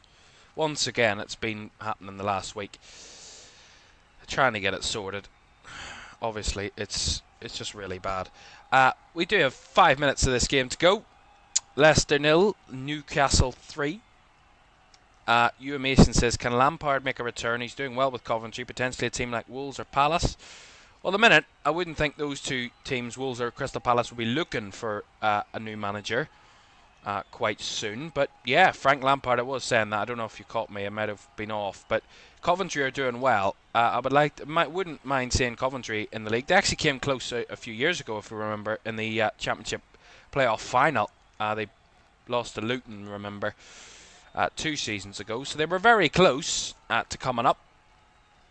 There's no doubt that they could probably make a claim this season. They're in the mix anyway.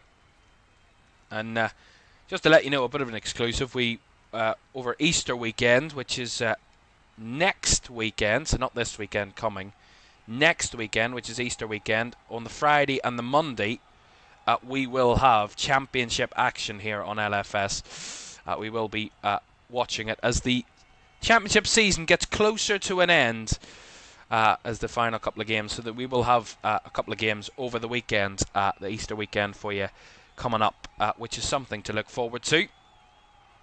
All this championship talk, as Kieran Trippier is going to be coming off here for Newcastle. With the final couple of moments, the captain's armband given to Dan Burn. Don't forget, that's not the only football this week. We're going to have Champions League quarter-final action for you tomorrow night and Wednesday night for you to keep an eye on as the quarter-finals get underway. I'll give you the graphics, because we did the work to put the graphics in. Here are the graphics. Arsenal take on Real Madrid. That's tomorrow, 8 o'clock. That's our main one. That's at the Emirates. There will also be another game live at the same time, but we will keep an eye on that one tomorrow night. That's our commentary game. Bayern against Inter is the other game tomorrow. Then on Wednesday night, PSG against Aston Villa.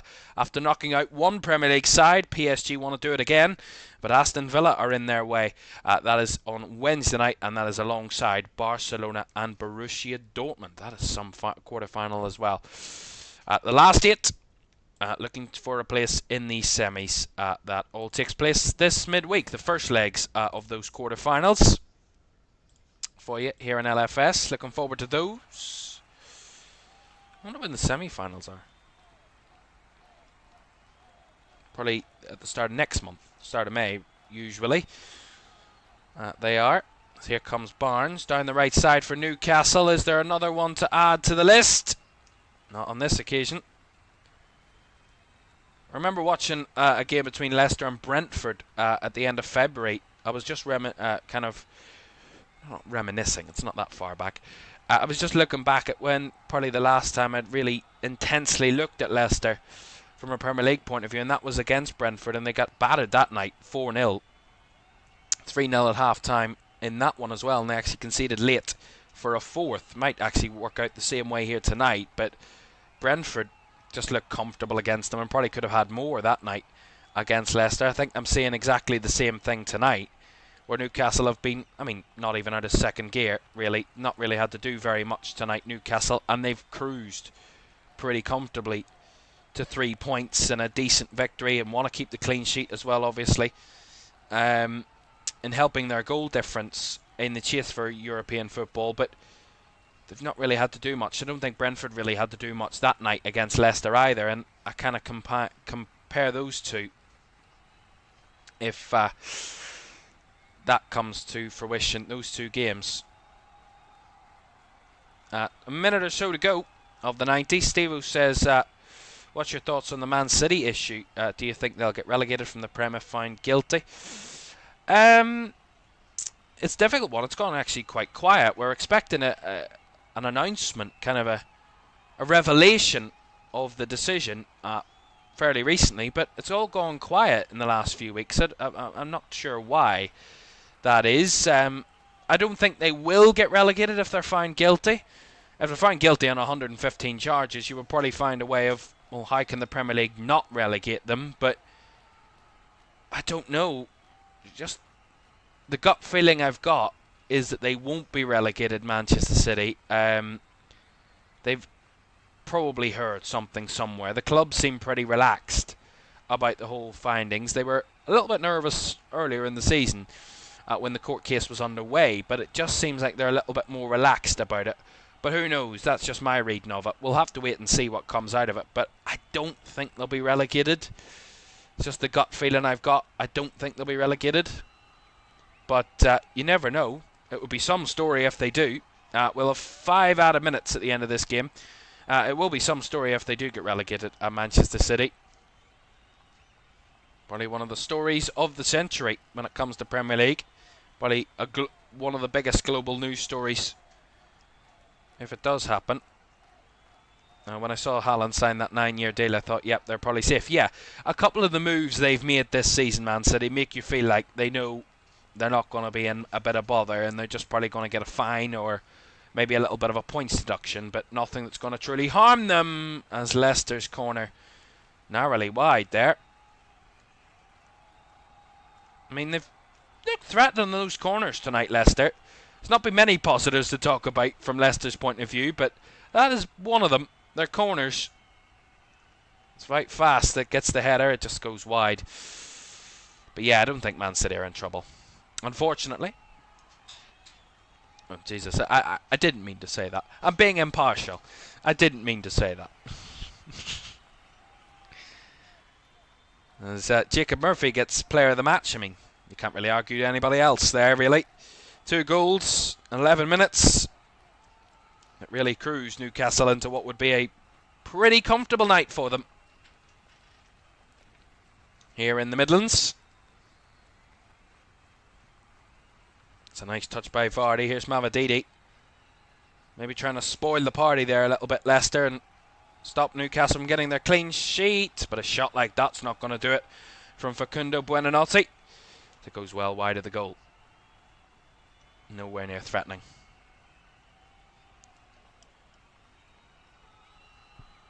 I mean, what the hell? What the hell?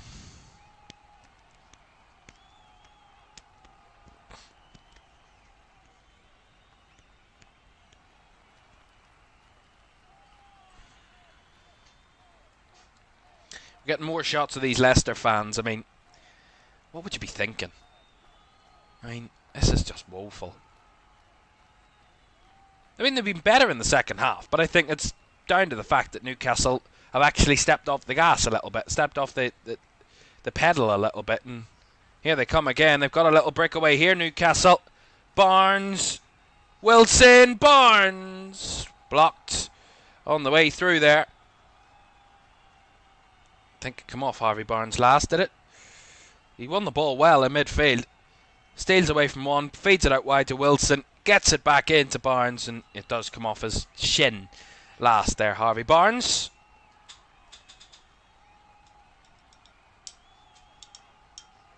Right, what's to come for these two teams then? Well, relegation's coming Leicester's way, there's no doubt about that. They head to Brighton at the weekends. That's not going to be an easy one. I mean, is there an easy game for Leicester? No. Brighton away for Leicester on Saturday, 3 o'clock for that one. And then they go host Liverpool in about 2 weeks' time, just short of 2 weeks. Newcastle, what have they got at the weekend? They host Man United. We might have that game here on Sunday. Sunday 4:30, that might be our focus game of the weekend. Newcastle against Man United. Or 4:30 on Sunday. Then they host Crystal Palace, of course, next midweek. So that's what's to come for these two. Leicester might join themselves on the list with Sunderland of the teams that have lost 8 games at home in a row and the top flight of English football without scoring. If they don't score in the next 57 seconds, they will add their name to that list. 8 home games in a row without scoring. I mean, that's just dreadful. If I did, I'll list them for you. Why not? Wolves, Man City, Crystal Palace, Fulham, Arsenal, Brentford, Manchester United, and it looks like Newcastle will be added to that list too for Leicester. Here is Emil Kraft with a cross into the box. Out the other end, stayed in play there. Here's Asula, you just noticed that. Is there one last opportunity? Last couple of seconds. Newcastle maybe to add another to their tally. Here is Tonali, will get a shot. He'll hit it just wide. Space opened up there for Sandro Tonali. And there is the final whistle. An unwanted record for Leicester. A big 3 points for Newcastle in the chase for Champions League football. And they didn't need to break a sweat tonight. Leicester, by far, championship level. And that is seemingly where they are railroading their way to. You might need to give them a train ticket back to the championship, because that is where they're going. Newcastle, they want to be heading on a flight to Europe, across Europe next season. They felt what it felt like last season. They want to feel it again for next season. And they are one win in the right direction. They move above Manchester City into the top 5, of which we expect to be enough for Champions League qualification. And to boot, they still have a game in hand to come. It's in their hands. And tonight, Leicester, on the horizon, is a drop to the second division. Ruud van Nistelrooy walks away with a glum face. I mean, that would be the only walking away I'd do. I'd be out. No matter what amount of money you want to give me, I'd be gone. It's just embarrassing at this point to be managing a club that can't score at home. 8 games without scoring at home. Mental. 1970s, the last time that happened in English football, and it's the only other time that it's happened in English football. I mean, that's just dreadful. Dreadful. Anyway, that's it. Final score. I forgot to say that part. Final score, Leicester 0, Newcastle United 3. There we are. There we are. I'll bring you onto this screen before we leave you tonight. As Jacob Murphy clapping the away fans. He got 2 goals tonight for his tally of the season. Newcastle moved themselves up the table with a big victory.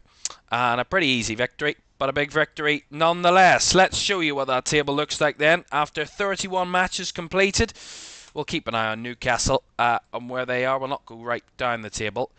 We'll show you the table as it stands then. After 31 games, Newcastle, of course, only played 30, as does Crystal Palace, who play each other next midweek. So Newcastle up into 5th, as you can see there. They are above Man City by a point. They're level on points with Chelsea, but behind them on goal difference. And only 4 points off 3rd place Nottingham Forest, who, if they win against Palace next week, Newcastle, there is a possibility that they could find themselves going above them come this time next week, because of if Newcastle and Nottingham Forest lose their game at the weekend and Newcastle win, then they could all swap places once again. That is where Newcastle are, and that is big. It's big for Man City as well, because they're out of the top 5 now. In 6th, they've a bit of work to do for the final 7 games of the season, and dropping points yesterday certainly doesn't help their cause. Indeed, that's the way the top half looks. To the bottom half, that's the way that looks. Southampton already relegated. Leicester will be hot-footing it to join them.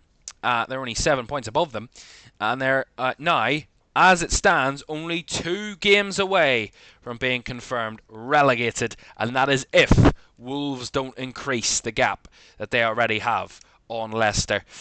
It is over for them, surely, and Ipswich too. The bottom 3 will be going down. The 3 newly promoted sides heading back to the Championship, it seems. That is it from us tonight. Thank you so much for joining us. Great to have your company this evening for this Monday night game. We have more football for you tomorrow to look forward to. Here is a little glimpse of what it is. Arsenal take on Real Madrid tomorrow, 8 o'clock. That's our first of 2 Champions League quarter-finals this midweek, as we head to the Parc des Princes on Wednesday night as PSG take on Aston Villa. That's what you have to look forward to. Thanks for joining us tonight. It's been great to have your company. Good conversation, good chat, and a decent game of football. 3 goals that Leicester won't want to see back. Certainly not of the highest quality, but 3 very big points for Newcastle in the chase for Champions League football. Have a great rest of your night. Night-night.